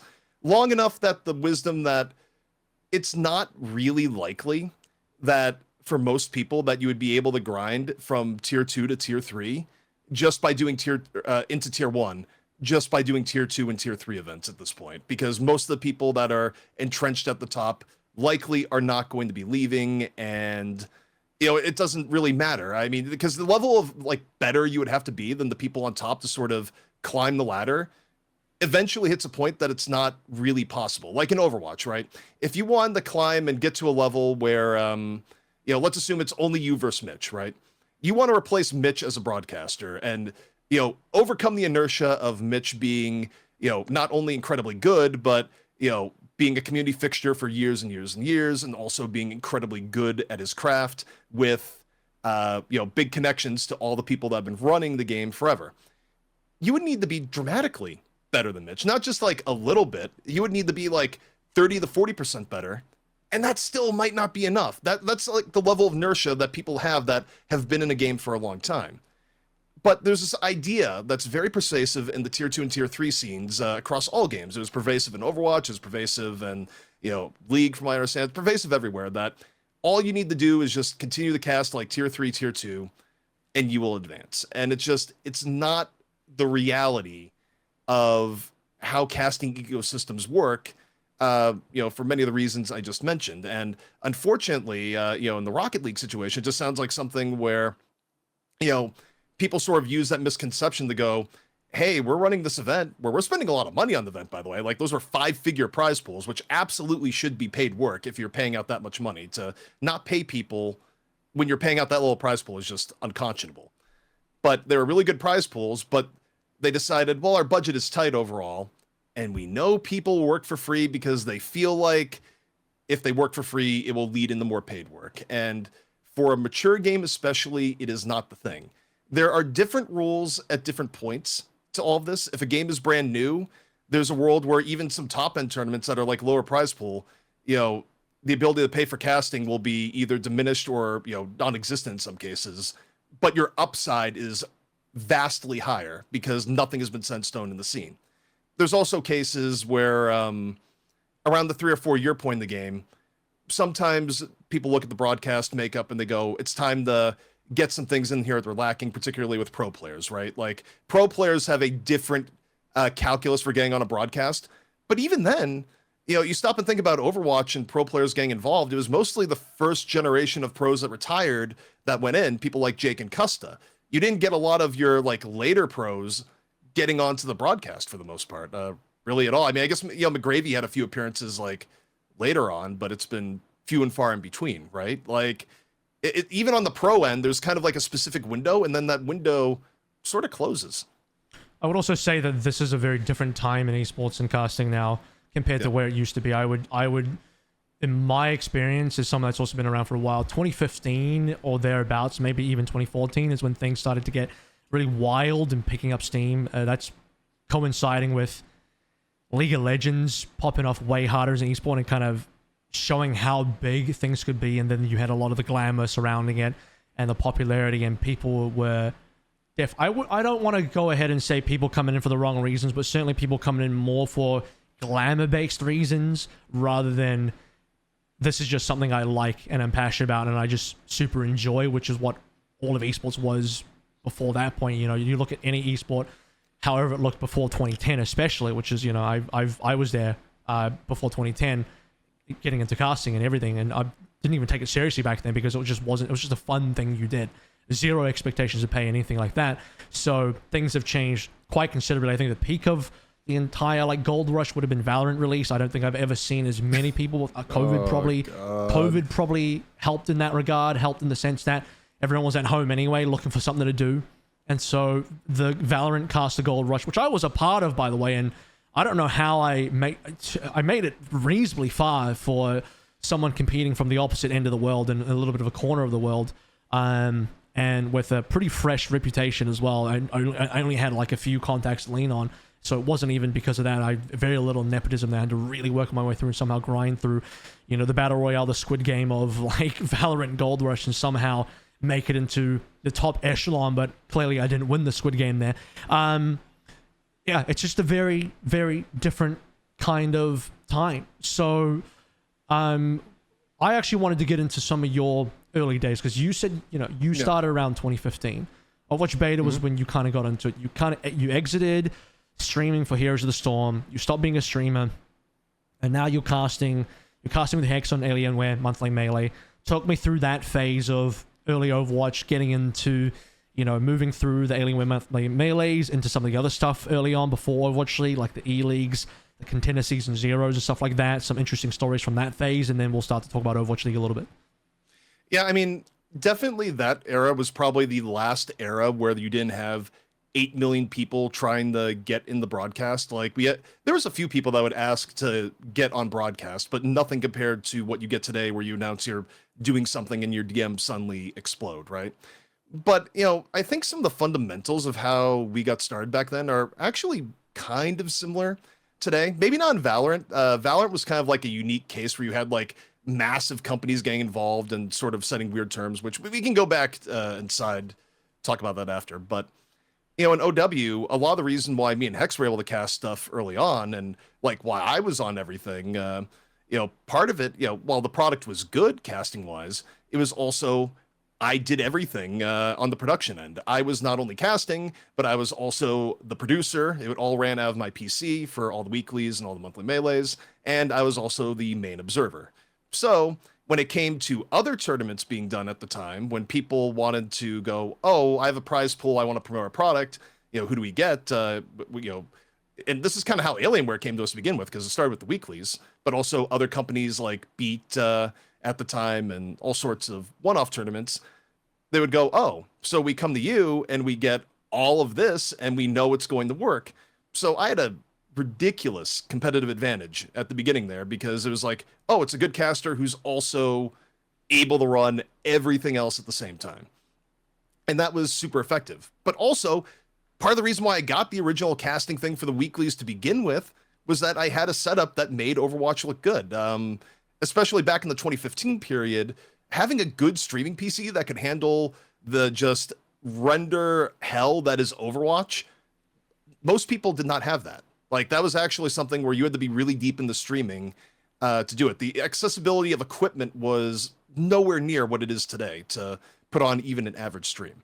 So, in the early days, I know you're kind of angling for other info here too, but I will say the one thing that's the same from then to now is that if you can create your own stuff rather than relying entirely on other people, that is a huge percentage of what you're doing. Which, by the way, you could argue content creation is an offshoot of that because it increases your brand and makes you more likely to be involved. Talk me through. Yeah, go ahead. Talk me through E-League and Contender Season 0 and some of your experiences working on the early stuff. Oh, man. E-League was interesting because, and Contender Season 0, because the first year of Overwatch, Blizzard was pretty hands-off for the most part. There wasn't really a lot of Blizzard interaction. Like, they're watching the tournaments very closely to get an idea for what they should do competitively. And, of course, like, some people were involved in early stuff like the 2016 Overwatch World Cup, etc. But once you got into E-League, this was sort of like the first era of Blizzard being pretty heavily involved. And E-League and ESL Gamescom were like the two biggest tournaments. And that's kind of where you saw that, ideas of what would be going on talent-wise, and Blizzard, like, having an idea of, like, who they wanted to push and how things wanted to go and all the rest. Although, funny enough, E-League you only saw that kind of as you got into the actual Turner broadcast part of it. They didn't micromanage the beginning of E-League a whole lot. I just know that the Overwatch community was, like, very, very critical on casting quality in that time, and E-League Faceit opened up with a talent roster where they didn't have, like, a ton of OW expertise. They got flamed on casting, and it related to, like, kind of one of the more ridiculous experiences in my career where I basically got asked, hey, would you like to fly out to the UK for a month starting now to, cast the Faceit qualifiers? You have 2 days to get on a plane to the UK. And it was like, oh, okay.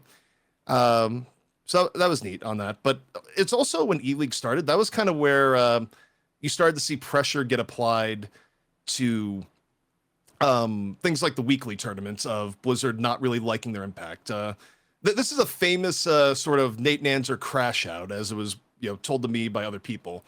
But the very first week of E-League qualifiers, so Blizzard didn't really well market it, but it was something that was very, very important to them because E-League and being on TV was going to be a crucial piece of all the advertisement to billionaires to buy in the Overwatch League, because Overwatch League was like well into development at this time, etc.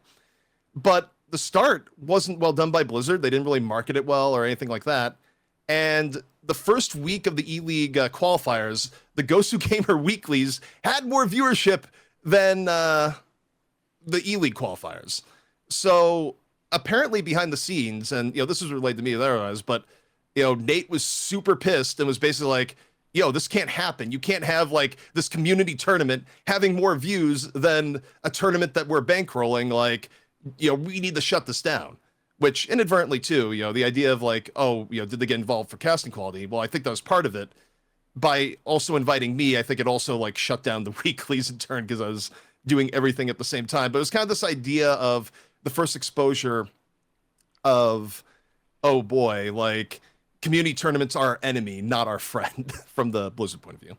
Also, feel free to jump in. I'm enjoying listening to the stories. And so I think Contenders Season 0 was a bit of a saving grace for tournaments because this 2017, for people that don't remember, in Overwatch Esports was a bit of a dark year. There was like nothing really going on except for there was obviously Apex, not Apex Legends, Apex the tournament run by OGN in Korea, and then there was OPC, which I was on in Taiwan. I was not in Taiwan. I did that from New Zealand, and then eventually Contenders Season 0, which took a while to get to because Contenders Season 0 didn't even start until mid 2017, so you had a full first half of the year in 2017 where nothing was happening, and I think this was after already, so the timeline must have been BlizzCon 2016 they announced the Overwatch League. 2017 Blizzard essentially takes away most of the third-party rights from tournaments completely. If I remember that correctly, you can correct me on the record on that one if you remember better than I do. Yeah, and the only tournaments that remained are the ones that I said, which were like very tight with Blizzard at the time in some sort of way. And as far as obviously the Taiwanese tournament, that was actually run by Blizzard Taiwan as well. So that was like an in-house tournament, in-house event, actually.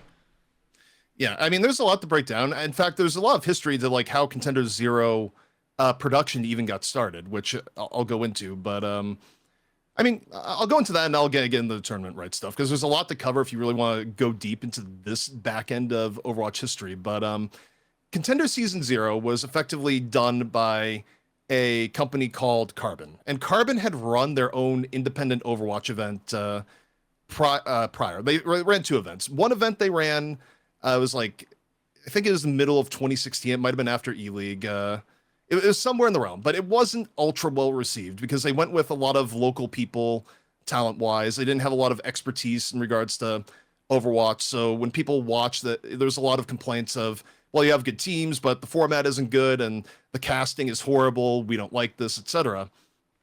And Carbon at the time was, trying to become a bigger company and everything else. So what happened was I ended up having a meeting with the two people that were running it. It was Yulong and I forget the first name, the other person, but it'll come back to me.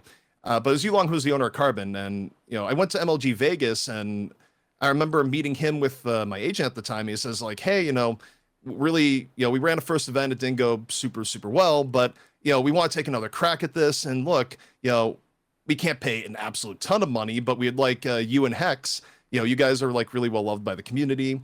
What would you say the coming out early next year and doing the Carbon series with us? And, we want to do another crack at doing a good show. And that's kind of how, this was before Contender Season Zero. So Carbon kind of had this window of time where they could show off and be like, this is what we could do as a production company. Here's a good product. And me and Hex basically went out. I drove out. I think Hex flew, and then they comped gas and whatnot. And me and Hex basically lived in this small Airbnb that they rented out. But we were able to kind of go there and be like, okay, guys, here's how you put on a good Overwatch show. And we put on something that not only was really good, good casting wise. Gil was able to go in as a host, where he was one of the local talent, but he like went really well in the hosting role. Thus all the left guy memes. Yeah, exactly. It was the origin of left guy. And not only that, but because they brought us in, they didn't really have like tons of good contacts with Blizzard. But me, after doing all the events I'd done at the time, right, I was able to like involve some of the Blizzard people more, like create better connections. And the long and short of it is that like not only were we able to put on a good program where the inertia that we had casting wise from casting all the early stuff like led to this opportunity, but because they like got me and Hex out there, we got them in contact with Blizzard. And I believe this is a little bit in the shadows because it's not like firsthand info, but the long and short of it is that Blizzard basically had two options for who to run Contenders Season Zero on. And the choices were either NGE, which was a really big operator at the time. I think that eventually they got merged in the EFG. But it was NGE or Carbon. And because Carbon had put on such a good product and they had good relations with Blizzard and, in part we were able to help, they actually got the contract for Contender Season Zero in Denver over NGE, from what I understand. And also NGE, this is another case too where, getting the right people is important, especially early on in a game's life cycle, right? Where, casting wise, that initial NGE event, like basically they wanted to use all their in-house talent and they ran something with people that like had no connection with the community at the time, like very little OW experience. And, you can argue how much things like casting quality and connection, all that stuff matters. But the bottom line is that that event had a very poor reception with the community at the time. It wasn't well received. So in a tiebreaker thing, when you're competing for a white label contract, I really do think like me and Hex going out to Carbon, the fact that they like went to go for us being like, hey, we need help with what we're doing here. Can you help?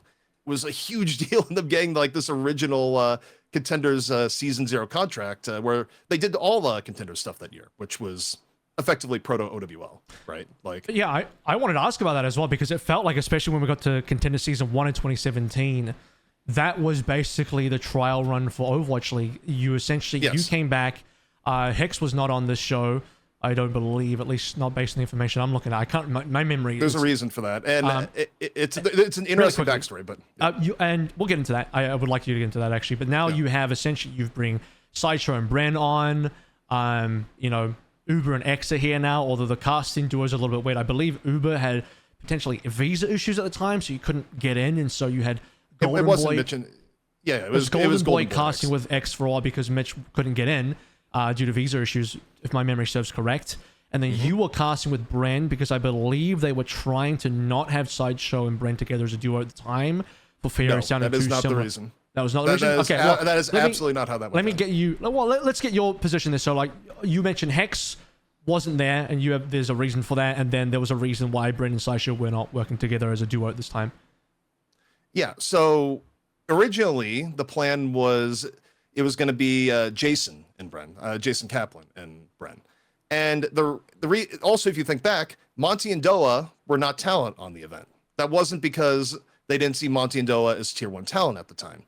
The Contender Season 1 period was a period of time where they generally thought they had an idea of who they wanted the OWL duos to be. Like the very original OWL Season 1 plan, as was told to everyone at the time, was going to be Monty and Doa. They were probably going to go pretty close to locking in Uber and X, and they wanted me and Hex as a duo.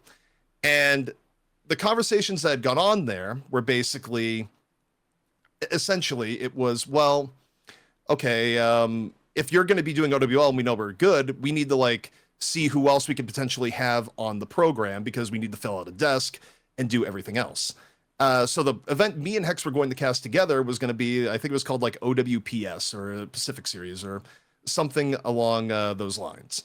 But it just sort of worked out that I don't know all the details with the Jason end, but it just kind of worked out that Jason couldn't commit immediately to Contenders.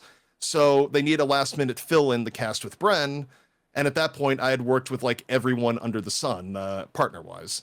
So I got flipped from doing OWPS into being the filler on Contenders Season 1. And then I think Jason eventually did end up doing OWPS. He did. You know, whatever. That was Overwatch Premier Series. That was the Chinese tournament, which I forgot to mention. And and it was him and Hex and one other that I can't remember. But yes.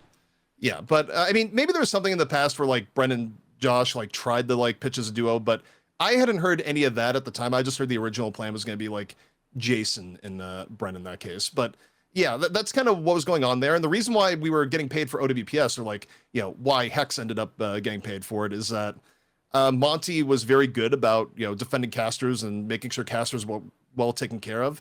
And Monty, I believe, behind the scenes had raised the point of, look, you know, these guys are some of your best casters. I get you're like, you know, we need to try and get extra people here. Well, me and him and Doa were under like really nice consulting contracts at the time. So they were getting paid. And Monty's fear was, you have these people that are really good up and coming talent. You need to pay these people so they don't leave. And OWPS was kind of set as we're going to use it to pay some of our talent that are not working Contenders, but we want an Overwatch League, or there's a very high likelihood they will be going in the Overwatch League. So that is how that went down behind the scenes. So Bren and Jason Kaplan, could have been a potential duo in the Overwatch League? Yeah, that is what was potentially getting looked at. I mean, I don't know if it was as a duo per se, but also Jason was in the ecosystem for a long time, so... So what ended up happening is, and part of this will come into your sort of relationship with Nate Nanzer as well, and I think a lot of people don't really know much about Nate Nanzer behind the scenes. This might be one of the few and first times it's being talked about at all, but we have all these potential duos. You know, you have the fact that you and Hex were potentially going to be a duo for the Overwatch League. I think a lot of the fans at the time would probably have expected that to be the case. You ended up not being added to the Overwatch League Season 1. It took a long time for you to get into the Overwatch League. Season 3, I believe, was when you finally got in. And then you had the Brennan and Jason Kaplan situation. Jason Kaplan also famously was casting with Mitch with Uber previous to that, and then they kind of, I believe they split them up. I believe Blizzard split them up. Maybe it was Nate or something like that. And suggested that Mitch work with X instead. Yeah, real quick, the bottom line there is just kind of, you know, X was very legacy Blizzard Esports at the time. It was someone that, you know, was decided really early on that they wanted X involved no matter what, is kind of where that went down. And then it just comes to, well, who would be a good person to go with X? And, you know, I think Jason was the unlikely recipient of the fact that they decided, well, you know, of all the people here, we'd kind of like to put X with Mitch. And it was less of a, oh man, Jason situation and more of a X needs a partner situation. That's kind of like, especially early in the game, that's like kind of how some of the backroom dealing like sort of goes down. And that's like no shade on X or anything. No one should be like, oh, I can't believe X did that. It's like, no, X just wanted to cast the game. It's just who fits with who in these situations, right? So They then eventually went with 3 duos for Season 1 Overwatch League, and, we'll all remember that being Monty and Doa together, with then X plus Uber, which ended up becoming the basically staple fan favorite for the entirety of the Overwatch League after that. And famously, Semmler and Hex together as the 3rd casting duo, and then everyone else that was kind of around the outskirts of that either became an analyst or wasn't then hired for whatever reason. Jason Kaplan basically never seen in Overwatch again, and you were left onto the side as well. So I kind of, we're going to get into the spicy topic now, but it's like, what was your relationship with Nate Nanza in 2017, 2018, maybe the entire way through? What actually went down behind the scenes between 2017 and 2018 that led to you not being hired for the Overwatch League?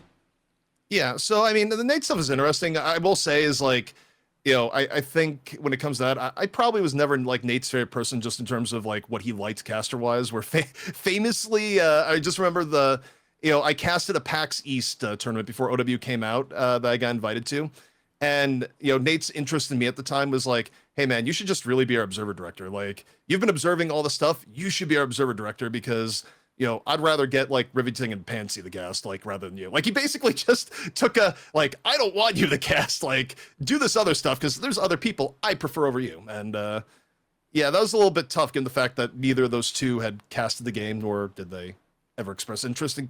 Well, actually, Pansy did express interest in casting the game once, but it never panned out for one sort of reason. I remember that interaction. But Rivington, never seen OW. Which is, I haven't even spoken with Rivington ever, but it was just kind of the point of Nate, where Nate's point of view was we need to bring in people from other games and et cetera. And I think he wasn't too interested in looking at homegrown Overwatch talent at the time. And as a result, I think when I got events and got into stuff, a lot of it was sort of other people at Blizzard who appreciated, my work product and what I'd done behind the scenes that, Nate also respected. And it was kind of a arm twist sort of thing. However, I'm not sure, does that interact a little bit with like what happened in the Semmler situation? I mean, somewhat. The problem is that generally speaking, and like the timeline of how that went down, we were negotiating contract, and a week and a half before BlizzCon, the negotiations came back in. They're like, yep, okay, we will up the compensation here to what you wanted for Hex, because me and Hex were both represented by CSA at the time. Unfortunately, we are going to remove ZP's offer.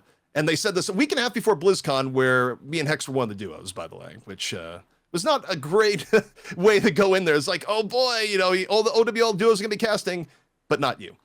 And I think the most core thing that went into that decision is that you had a perfect storm that happened where, Semmler was going through something in CS at the time where he was getting a lot of community heat. There was like anxiety over, I think on his part, where like his role in CS was going to be. And Blizzard was still really actively courting people from other games to raise the profile of OWL. And the timing just lined up to where all of a sudden, OWL offering Semmler $180,000 a year for that first year looked really, really attractive. So he ended up saying like, yeah, fuck it, I'll do it. And, in terms of the people that are available, well, who is Semmler going to cast with here? In terms of the people you have vetted that you've already like been in negotiations with. Is Semmler going to replace Doa in the Monty Doa duo? No. Is Semmler going to replace Mitch in the Mitch and X duo? Maybe that could have been an option, but at that point, like the goal there was like, Mr. X needs a partner, and X had already like worked a lot with Mitch and otherwise. Like X had like the seniority there to sort of be like, I want to pick who I want to play with, and in this case, it was Mitch. So that duo's out.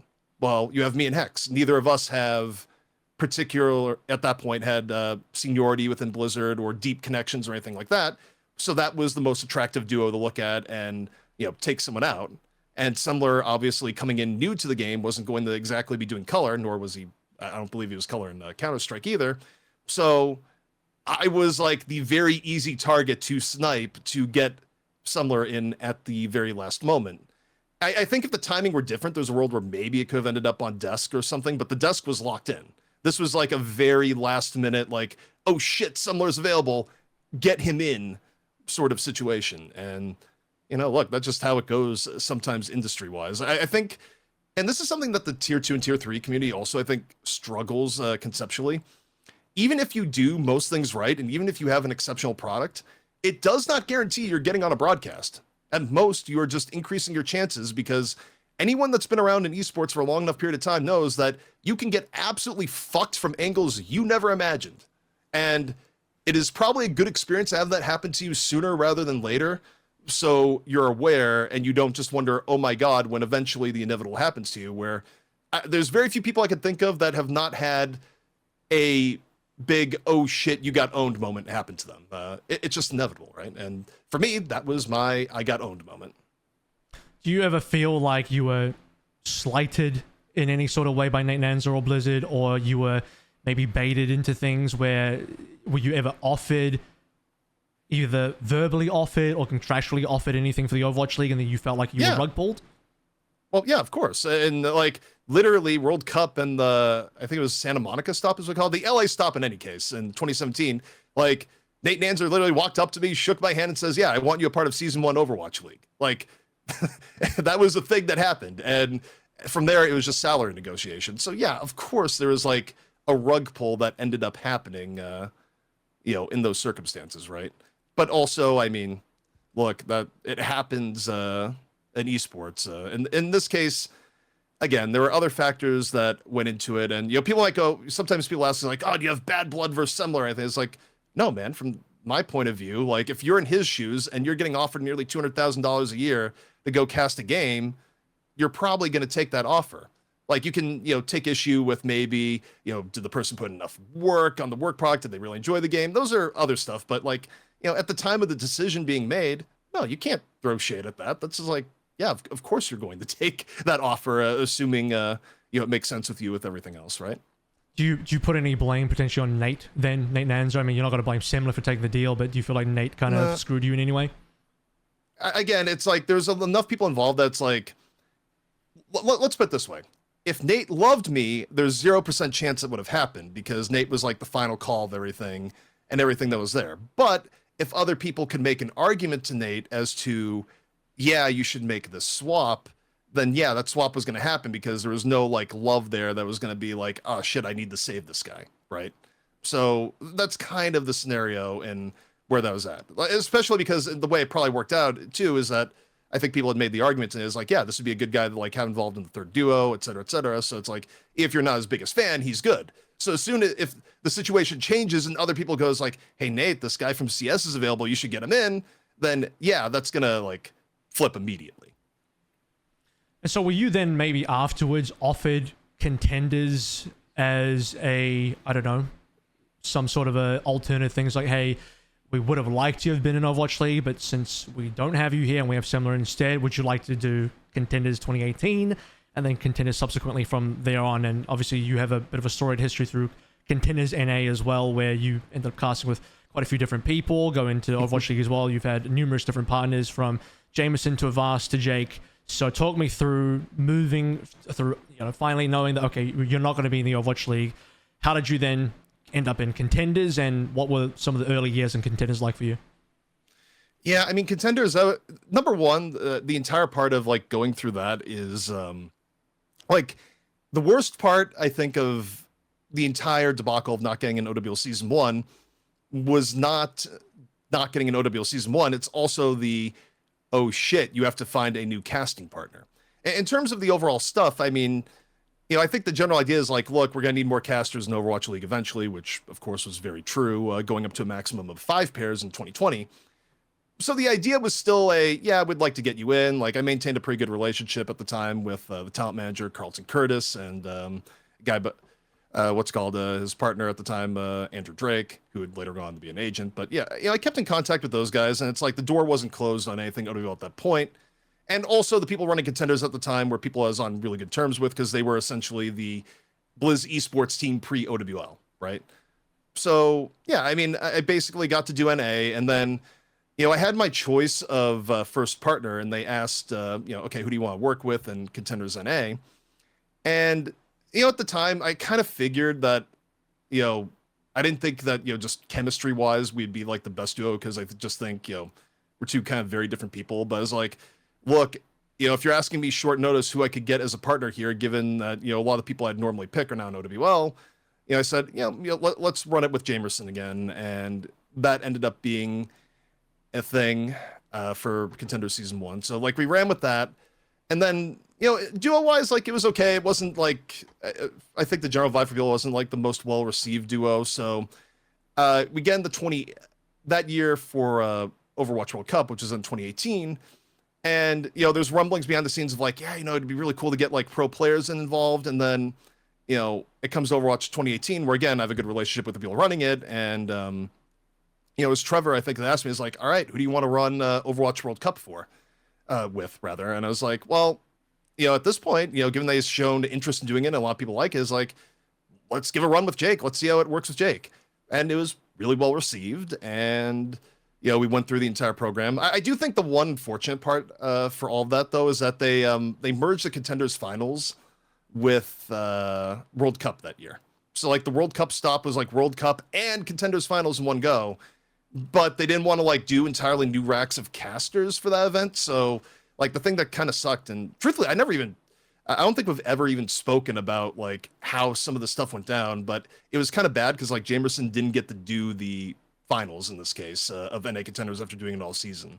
And it's like, well, that is not great. But also, they were just set on, these are the people we're paying for the event, this is what we're doing. And, it's kind of one of those things at that point, given what I'd seen about politics in the caster space, I'd kind of learned at that point, like, even if you believe in something passionately, there's some things you don't want to make waves on. And I looked at that situation as like, look, their plan is a plan. I'm staying out of it. So, me and Jake casted the Contenders Finals for that. But, moving on forward, Jake decides at the end of the year, it's like, you know what? I still want to be a player. Casting was fun. Maybe we do this again sometime, after I fully retire, which ends up being the case in 2020. But it kind of leaves me at the point of like, well, I really wanted to cast with another pro player again. And there were some trials and tribulations, but, eventually I end up casting for Avast, where I had to fight super, super hard for Avast. Like, I don't want to get into like all the details, but the long story is that Blizzard had in mind a different person for me to cast with in that contender season. And, I felt strongly after casting with Jake that Avast was going to be my, best person to cast with, right? And that's why that duo, that particular season ended up having two duos when the rest of the seasons had one duo at that point. It's because I just felt really strongly that if I had to change partners, I would be casting with Avast because I wanted to replicate kind of the dynamic I had with Jake. Any chance you'd be willing to say who Blizzard wanted you to cast with, or no? I don't even want to delve into that. It's sure. The point for me, though, is like when they brought it up, my main concern was I just wanted to replicate the dynamic I had with Jake, because I think people really enjoyed like having a pro player on the broadcast. And color-wise, I had talked with Avast. I was like, hey man, let's chat. Let's see if this is a doable thing. And I saved this from the timeline where there'd be no Avast cast and no, Avast streaming. I think Avast would have ended up on the coaching train, might have like coached for a year or two and probably disappeared like a lot of the other coaches that did in that time period. But what it came down to is I did have to nuke my salary for that because there was only budget for one duo. I basically like got paid fuck all for Contender Season 3 in exchange for there being two duos because I wanted to have Avast involved. And we thank you for bringing Avast to the world in that kind of way. But like, I mean, you basically had the pick of the litter at that point of whoever you wanted. So why specifically Avast? Did you know him in some sort of way? I mean, he obviously didn't really do anything in Overwatch League Season 1 famously. He was a bit of a bench warmer for Boston and was just there. Yeah, he kept that bench nice and toasty is what. So why Avast? Why was he your pick? Well, he was first off, he was like super well regarded by other talent. There's also a world where, as Avast tells it, and it's some of the details are lost to time, but Puckett really, really loved Avast and interacting with Avast. And so the story goes, Puckett wanted Avast on the Overwatch League desk, like for Season 2. But Avast took way too long to decide if he wanted to stop being a player or not. And by the time he like went back to Puckett, I guess Puckett was just like, hey man, I wanted you, but like, we can't do it now. So the point is that like Avast was already kind of well regarded in the ecosystem by talent people and everything else, which is a pretty good sign when you want to market yourself as a duo. But also after talking with him, like, I feel like generally speaking, I'm pretty good at identifying like what are good factors for talent. And Avast, if you've talked with him for 5 minutes, he's like a very naturally entertaining and funny person. And also on that, you also know that Avast, what's it called, had a very good grasp on the game. Like his game knowledge as an analyst is right up there with, you know, some of the good insight that we've gotten from people like Jake and Custa. And to me, I looked at Avast as like, this is a really good person to, you know, cast with. I think we're going to put on a good product. And I really do believe that we did. It took a little bit to get there as far as like getting him locked in as my partner, but yeah. And it's unfortunate though, like how things panned out in 2020, because there's kind of another caster swap up there that we can get into. I'll give you a chance to like. Let's get into 2019 first. I'm going to move through these years, and then I'm going to fly by some of the later years in a second.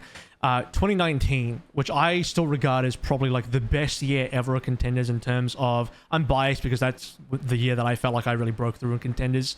Fun fact is, by the way, the World Cup event you talked about, where Jameson didn't end up getting to cast the NA Finals, is Bangkok, which I ended up going to with Pixie to cast the Pacific Finals, but not without a lot of fighting. Like that nearly didn't happen.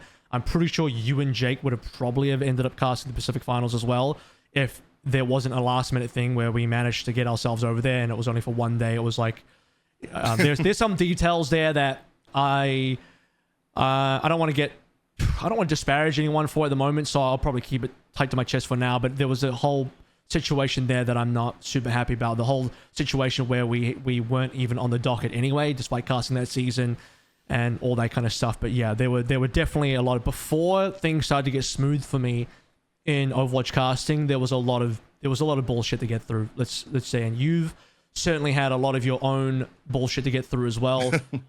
We talked about the fact that you were kind of snubbed for Overwatch League in season 1, but beyond that, you know, there were some issues that you had in Contenders as well between 2018 and 2019, and that, well, I mean, those are the 2 years you did Contenders because you did Overwatch League in 2020. So, you know, now that we head into 2019 and maybe heading out of 2018, what were some of the challenges you experienced in Contenders, and, you know, what were some of the things that you weren't particularly pleased about in your career? Yeah, well, I mean, 2019, the thing that sucked about 2019 is that was a case where all of a sudden rates went way down. So like the rate for Contenders season 1 generally was like $750 a day plus hotel being paid for and everything else. Like the budget was quite good. Which season 1? Which year?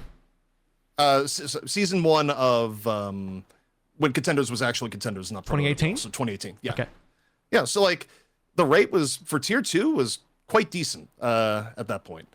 But then we get into 2019, and all of a sudden, the guy running the program at the time comes in and is like, yeah, we got to bring it down to 450. And the reasoning for it was not great. I don't want to get too, this is like another rabbit hole, but this is also around the time that like community casting became a big thing. You had, you know, Broadcast GG sort of go up. And there's this dynamic where, at least at that level of Blizzard, Broadcast GG ended up getting used as like leverage to bring down rates because, you know, it was basically said to me quite plainly was, well, yeah, we're going to be cutting rates here because the fact of the matter is that if, you know, unlike last year where, you know, if you didn't do it, like, holy shit, we didn't like have the people to do it. You know, this year we have like so many people that are willing to just like cast for free, do entire regions for free. And, you know, it's like, I can't pay you that much with that kind of being the backdrop. So, yeah, I mean, rates got destroyed for the Contenders program at that time. And by the way, this is still at the point where like OWL as a whole had a whole lot of money. I mean, you think about the ecosystem with 2019. 2019 was when you had a whole bunch of expansion teams come in, some paying, okay, they didn't do the entire payment at the time, but they were still like starting payments on what were like $40-50 million buy-ins, right? So it's not like the ecosystem as a whole was hurting for cash, generally speaking. But it's just kind of those things where, you know, you have an example of TO stuff where they decide, well, other people are available, and though we don't want to use those people, we will gladly use these people as a, you know, a hammer against you to make you take less money because we can. And yeah, I mean, tell us old as time as far as casting stuff goes. So that was not a great beginning to the year in terms of pay. And how do you feel like that interacts? Because Broadcast GG, funny enough, I mean, I've been friends with people in there and I've been friendly with them. Yeah. So to give context as well, they ended up doing Contenders China, and I don't believe they were paid to do so. I'm pretty certain they did that for free, and my memory's a little hazy on that one. But I don't believe they ever got a budget from Blizzard to do so. So essentially, unless you heard differently. No, I don't think they did. If they did, it was like something nominal.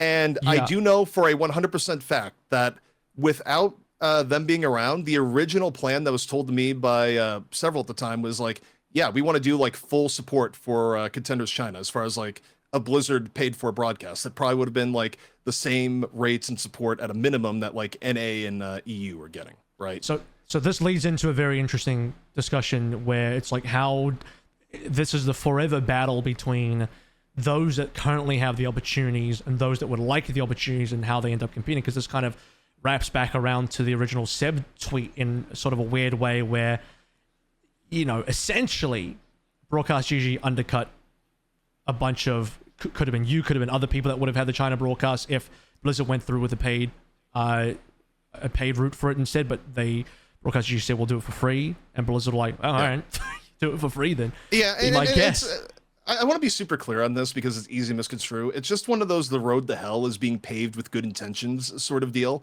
It's not like people that were involved there are like, yes, I want to destroy the thing I'm trying to participate in. But it's just like the fact of how companies will take advantage of these dynamics. If you tell them we will do something for free or near free, they're going to start looking at that over paid options. Well, they don't know that they're even doing damage. They being anybody wanting to do it for free, right? No, I mean, those people are just kind of like, I really, I enjoy the game. I like the idea of casting. How do I get involved in casting? And look, point of resistance is pay. And, the argument people make, which, look, the play devil's advocate on its face value is not wrong, is like, well, if I have to compete versus people that are already entrenched in the scene, I can't demand the same rate as them because they're just going to get the people that are entrenched in the scene, which objectively, to an extent, in some cases, is very true. However, the back end of that is that should you really undercut heavily and get jobs because you undercut heavily, beyond the fact that you like make a lot of enemies with other casters, and then as a result, you might not get recommended and all the other like political machinations that you can get dragged into, you're also like telling TOs, I'm cheap, I'll work for nothing, sign me up. And it becomes very difficult to raise your rate back up, which kind of gets into the idea of like, you realize in Hollywood, people would be paid like absolute dog shit, even more than they are today on the low end, if you didn't have unions, because it's the same sort of thing where casting is a passion job. It's a job where like people really want to do it because in some ways it doesn't feel like work, even though it is quite a lot of work and requires quite a bit of expertise to do well.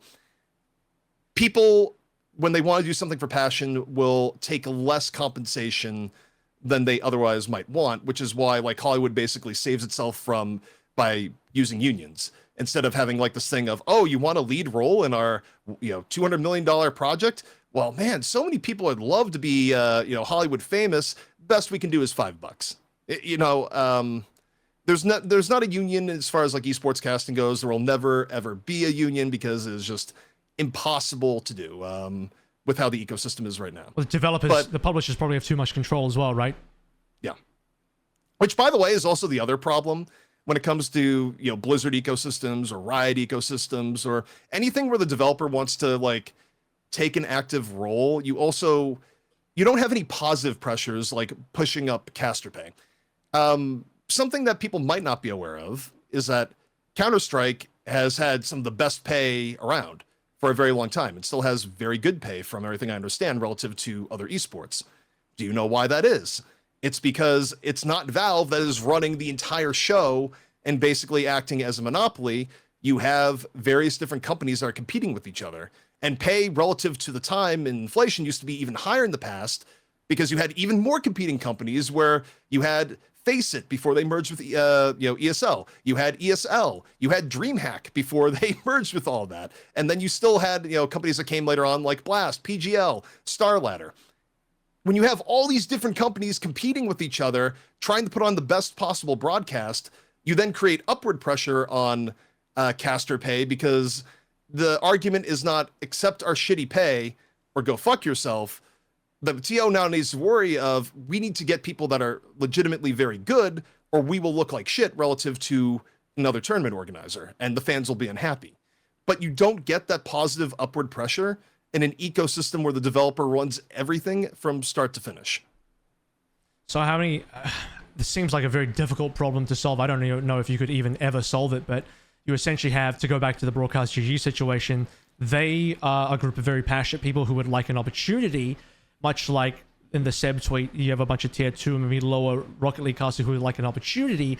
Opportunities are very limited. They get more and more scarce and limited as you climb the ladder to the point where you get to the top tier 1 level and there is a handful, literally quite a handful of spots, sometimes less than 10, often less than 10 total available spots. And those spots never end up opening or becoming vacant unless somebody gets fired or somebody retires. And both those situations are generally quite rare. And so upward mobility is basically at a standstill. And with the gold rush of broadcast talent wanting to get in through the glamour years of 2015 League of Legends onwards to then Valorant releasing 2022, I think it's slowed down slightly now, but it definitely does still exist to some degree. It's like, how are they able to even try and move up? If to them, it probably feels like, to play devil's advocate a little bit, the only way they can move up is to try and undercut, which is unfortunately super scummy and will damage their own careers in the long run, but they feel like they don't have any other choice, or maybe that this is probably their best option because they know that the publishers, developers are willing to basically race to the bottom with them to, not kill the broadcast, but to cheapen the broadcast as much as possible because...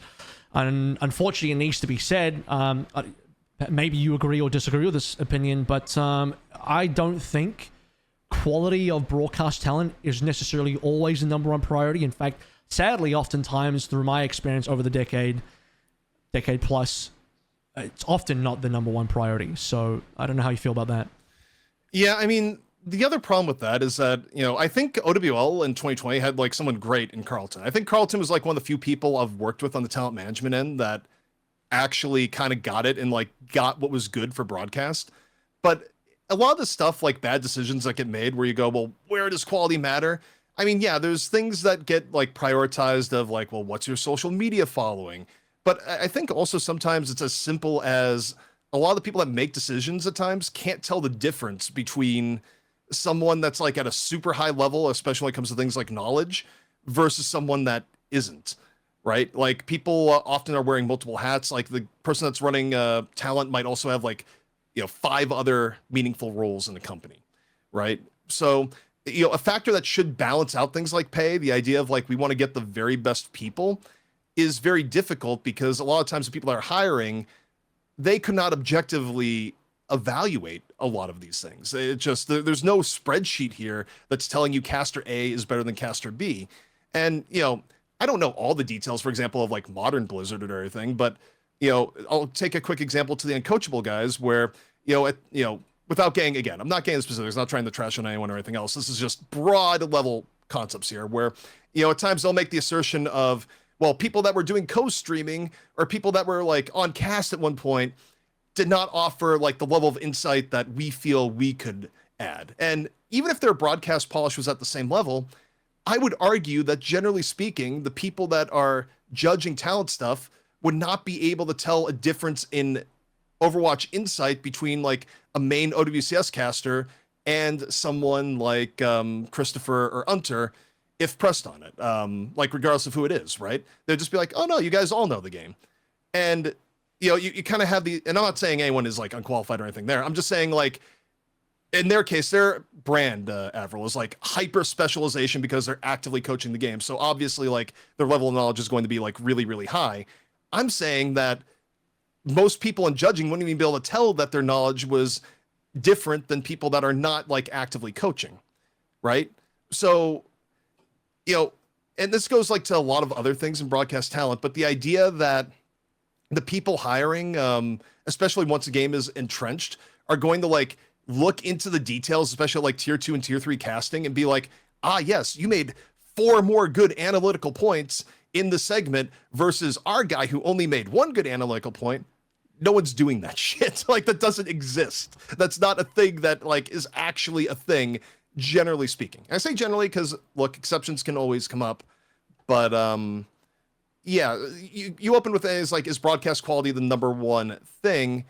And quality can only be determined by people that have a taste for quality to begin with. And if someone is not a big broadcast aficionado that is actually judging all of it, then, you're not going to see a difference. It's like if someone hasn't had any wine before, they're not going to be able to tell you a difference between like a Kirkland $8 wine and $500 very bougie wine.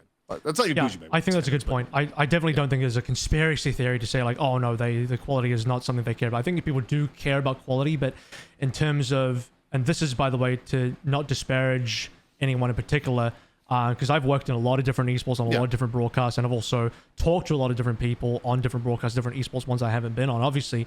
So this is a very broad industry-wide thing, and this is not me singling out any particular broadcast or person at all, just to be completely clear on that.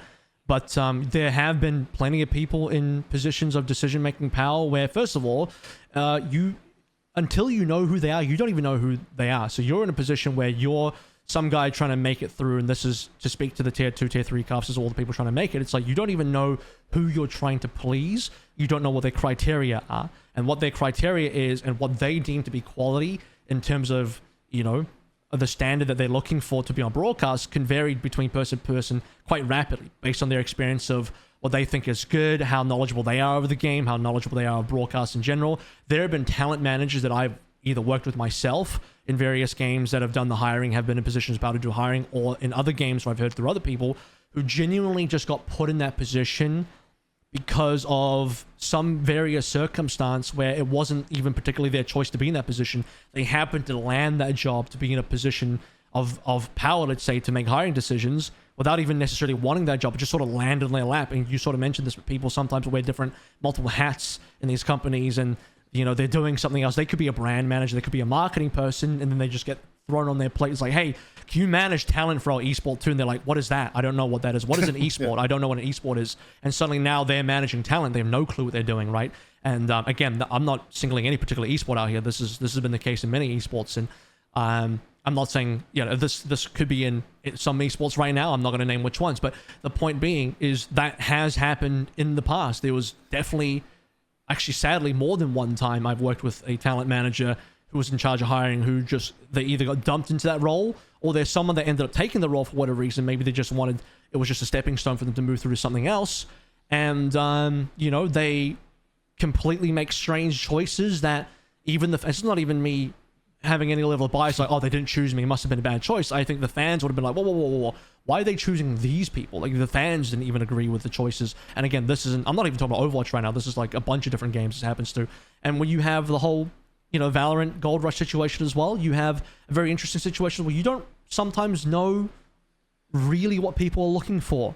Like, you have people in various games that you could be surprised, like, oh, this person kind of got the golden elevator ride or had the red carpet laid out for them. You're like, wow, that guy, that was a little surprising to me. I thought it would have been this person. That person seemed way more experienced to me, but it was this really new, obscure person that for some reason some talent managers really fell in love with them. You would have had that experience in the early days of Overwatch World Cups 2016-17, like, the person in charge of hiring, I can't remember who exactly it was, but it's like, if you got in this person's good books and they just really loved you, you got the job. And that was all, and that was it.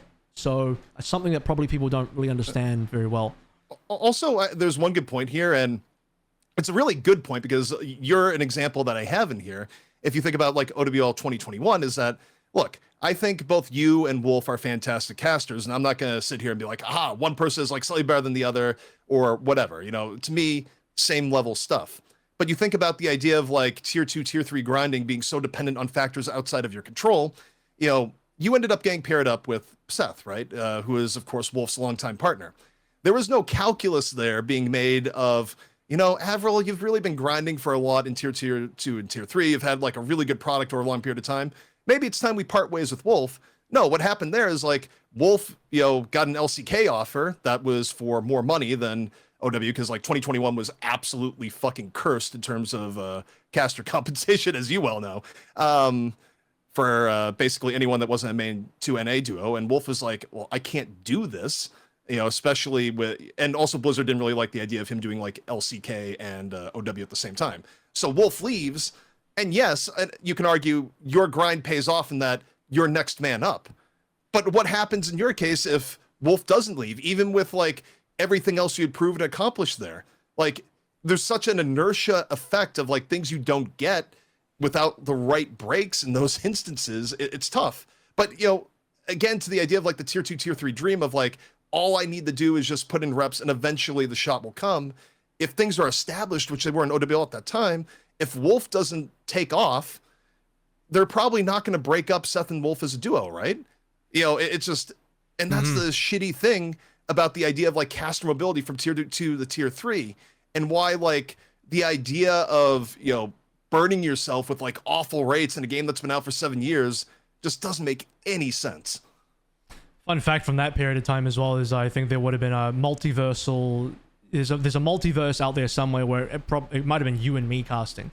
If Wolf was still there and there was an open position at that point, Jake obviously he wanted to go back to Houston to coach, and there was an open position. There was actually an opportunity where maybe you and I could have been a duo at that point in time. But let's talk about the fact that you did eventually make Overwatch League, and as we sort of round out the career cycle of, into Overwatch, out of Overwatch, and we already talked about Deadlock and where you're at now. So towards the end of 2019, we go through all the international events into Gauntlet, and then you are eventually picked up into the Overwatch League.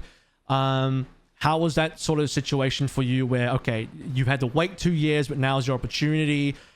You ended up back with Jake again, which probably, I don't know, probably something you wanted, absolutely, because you guys already had been casting together. And then Jake ends up leaving, you end up casting with Doa, and then they also then don't end up bringing you back for 2022. Well, so the funny thing is, I might not have casted in 2020 under different circumstances.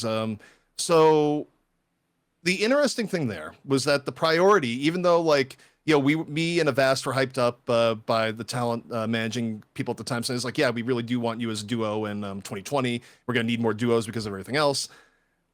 The reality was, when it came down to it, Jake said, okay, it's time for me to cast. It wasn't me choosing Jake or anything like that. It was, all right, Jake, you want to cast. Who do you want to cast with? Jake could have named someone else other than me, and I wouldn't have been in that duo, despite like all the work I had done in Contenders and into World Cup at that point. Because the goal there was, Jake, of course, an enormously good brand. Someone that you talk to ideas like, well, who do people love, etc. I think Nate had just departed at that point, but Nate, of course, was like one of the biggest fans of Jake ever. And the road for Jake was like very, very solid for Blizzard. So from their point of view, it was, we have a Jake casting duo, period. Who does he go with? And Jake was like, look, I've worked really well with ZP. Get me involved. And also, initially they were offering someone else to cast with Jake. I'm not going to go into like that detail and who that was, because that's just where we're like, oh, well, Jake chose me over this other person, but I was not even the original person that they were proposing Jake cast with in 2020.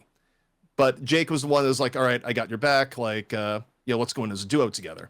Which, of course, also inadvertently fucks Avast in this entire situation, where Avast had put on an entirely good product going in there. Where, funny enough, obviously not my story, but we've talked about it, I think, on a Vast stream at some point. So for completion's sake, if you haven't heard it, there was a lot of people that were very on the idea of like, well, at the very least, like Avast should be on desk. Like he's been such a good broadcast talent the entire year. He did get a desk offer for 2020.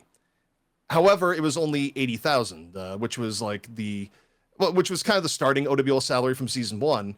The problem is that because they didn't give the desk offer to Avast at the same time everyone else got the offers, like they had to be arm twisted into it.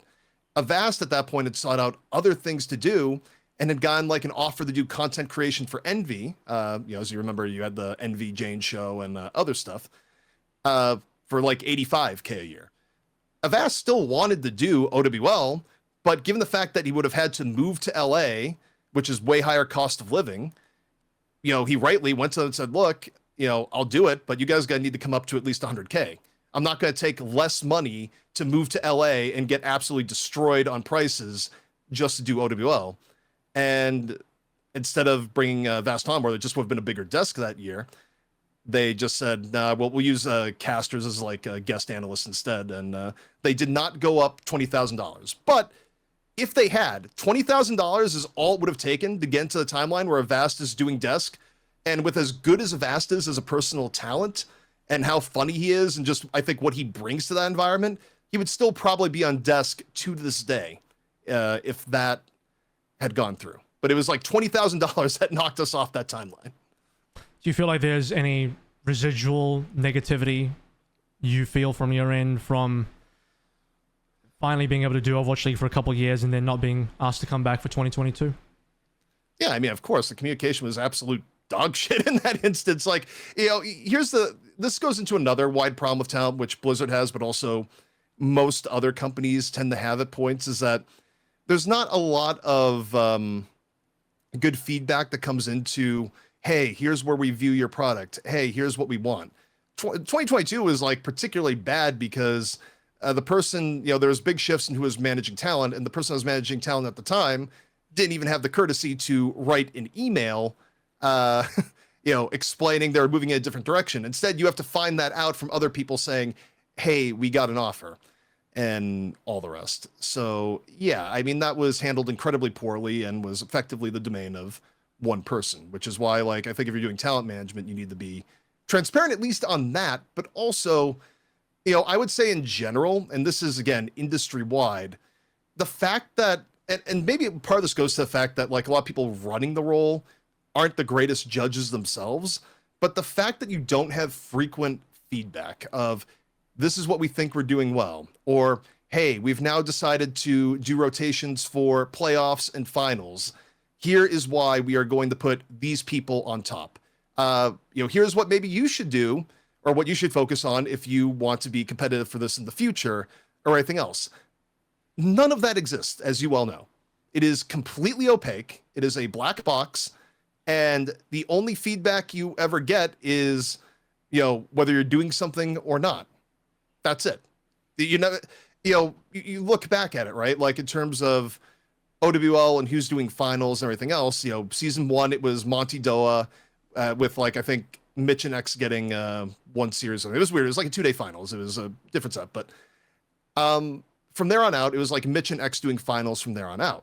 Of course, I think, Mitch and X are fantastic. It's not that they're not worthy to do finals, but you would think on some level you would have talent management being like, look, guys, here is why we value what these two in particular are doing, and this is why we have them as the top duo. You never get that level of transparency and communication. It does not happen, and that goes for every phase of the talent process, whether you are a regular talent member, whether you're a person at the very top, whether you're a person that's on the verge of the bottom, whether you're going to make talent changes for one of any given number of million reasons as to, why you would change a talent broadcast, right? That process of information does not exist. Certainly didn't exist in the Blizzard ecosystem. It generally doesn't exist in any meaningful way in most other esports, so far as I have ever heard. And it's kind of ridiculous that it doesn't, given the fact that so much is riding on it, and the fact that you could get more improvement and a better overall product if it did exist. It's an interesting concept because depending on who the person is, I would most likely not actually want any feedback from some of the people that are in charge, because frankly, I don't think they would be able to give very good feedback anyway. So the only thing worse than not getting feedback is getting extremely poor feedback, and even worse than that would be extremely poor feedback from someone who thinks they know what they're talking about, but really don't, and then you're expected to work with that criteria. But at least in some regards, you would actually know what the criteria is. I think the biggest problem is, not the biggest problem, one of the issues there is that you just don't really understand what the criteria is and what the person's standard is and what they're actually looking for. And so you can get rug pulled, you get replaced, and sometimes you're not too sure why. It's just like, is it because you did something wrong? Was it something you didn't like? It could have just been a logistical thing as well. Certainly in my case, for my situation has mostly always been a logistical problem. But beyond that, I think we'll wrap up with one final look into the future. ZP, how do you see esports moving forward in the future? Are you generally optimistic about the direction of esports as we head into the future, given the current state of where we are in the industry, where it does seem like budgets are going down? It does seem like, even for the bigger esports, people probably don't know, but budgets are decreasing. They're doing there's more situations where I think the most prominent, famous one was like League of Legends, LPL, the Chinese broadcast. They just don't have one anymore, and that's now being filled with co-streamers. And then there's the Valorant China region, same deal, no official broadcast there. It seems like, they're merging more regions. NA League of Legends has been on a downturn for a long time. They're trying to fix that by merging South America into that once. Even for some of the biggest esports in the world, it seems like things are going a little bit wonky. budgets all around seemed across various different esports.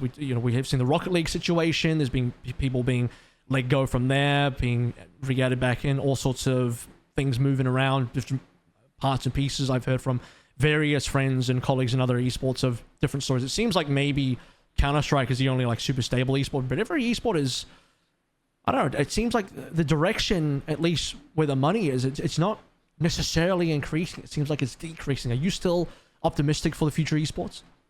I think in general, the short answer is yes. The long answer is that there's a lot of corrections that need to go on. I mean, I think the baseline problem that esports has had, in a lot of ways, when you look at where, the general complaint of, we don't have enough money.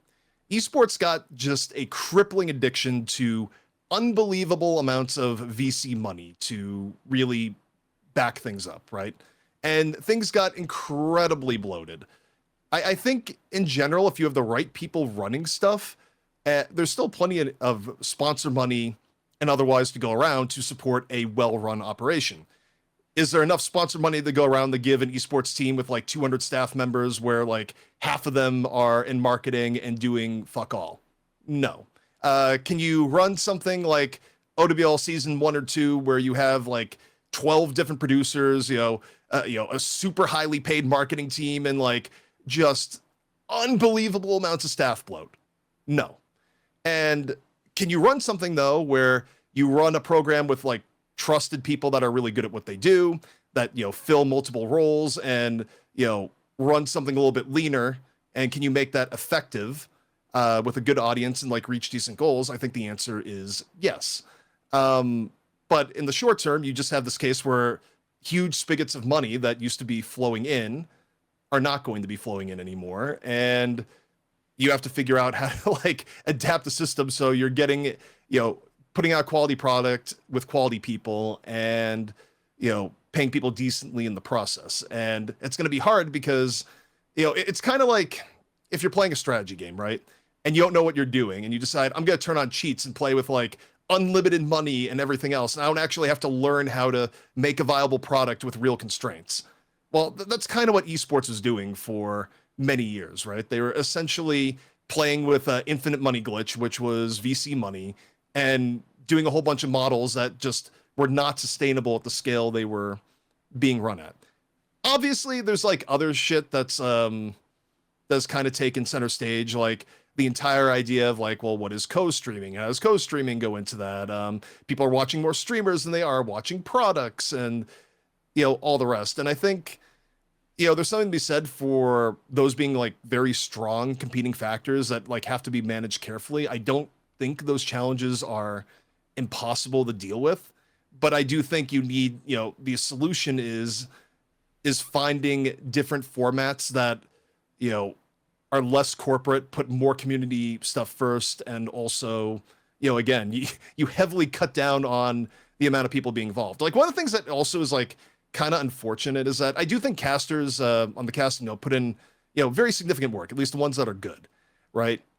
I also do think that, it'd be nice if the model was more you're working for the company and also doing something else at the same time and like combining the two for a, pretty reasonable budget. Like that is a more sustainable use of budget rather than, having one specific person for each role. Like, this is obviously very small end, but, for Deadlock Fight Night stuff right now, in addition to doing casting, which is kind of the front-facing stuff, on the back end, I'm also doing all the player work right now. Like I am the one that like, basically talks to the players, organizes stuff, like gets everything on set up. And, there's some cases where, and by the way, I do think that should be a dedicated role when you're at a certain level of size.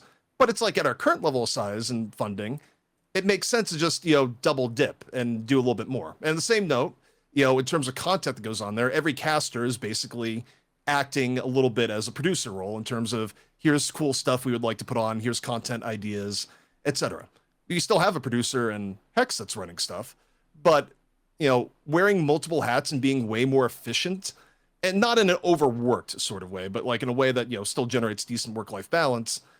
These are kind of the principles I think you have to run at a larger scale in esports on both the team and, the org level when you're doing developer esports. You can't have 8 million people on staff where half of them are not doing a ton. Like, and that was certainly the case in a lot of early OWL. It's been the case in a lot of other esports stuff. You know, you need to shrink down the scope and see what you can do with, you know, a much more lean program. And then I think you'll still have enough money to support everything and be okay. What it does mean, though, is that the amount of available jobs and positions within esports, well, it's going to plummet because there's just too many to begin with. ZP, ladies and gentlemen, thank you so much. My favorite Pen lookalike Pen cosplayer from Pen and Telefame, and best of luck with everything moving forward in the future. Thank you so much, man. Yep, of course.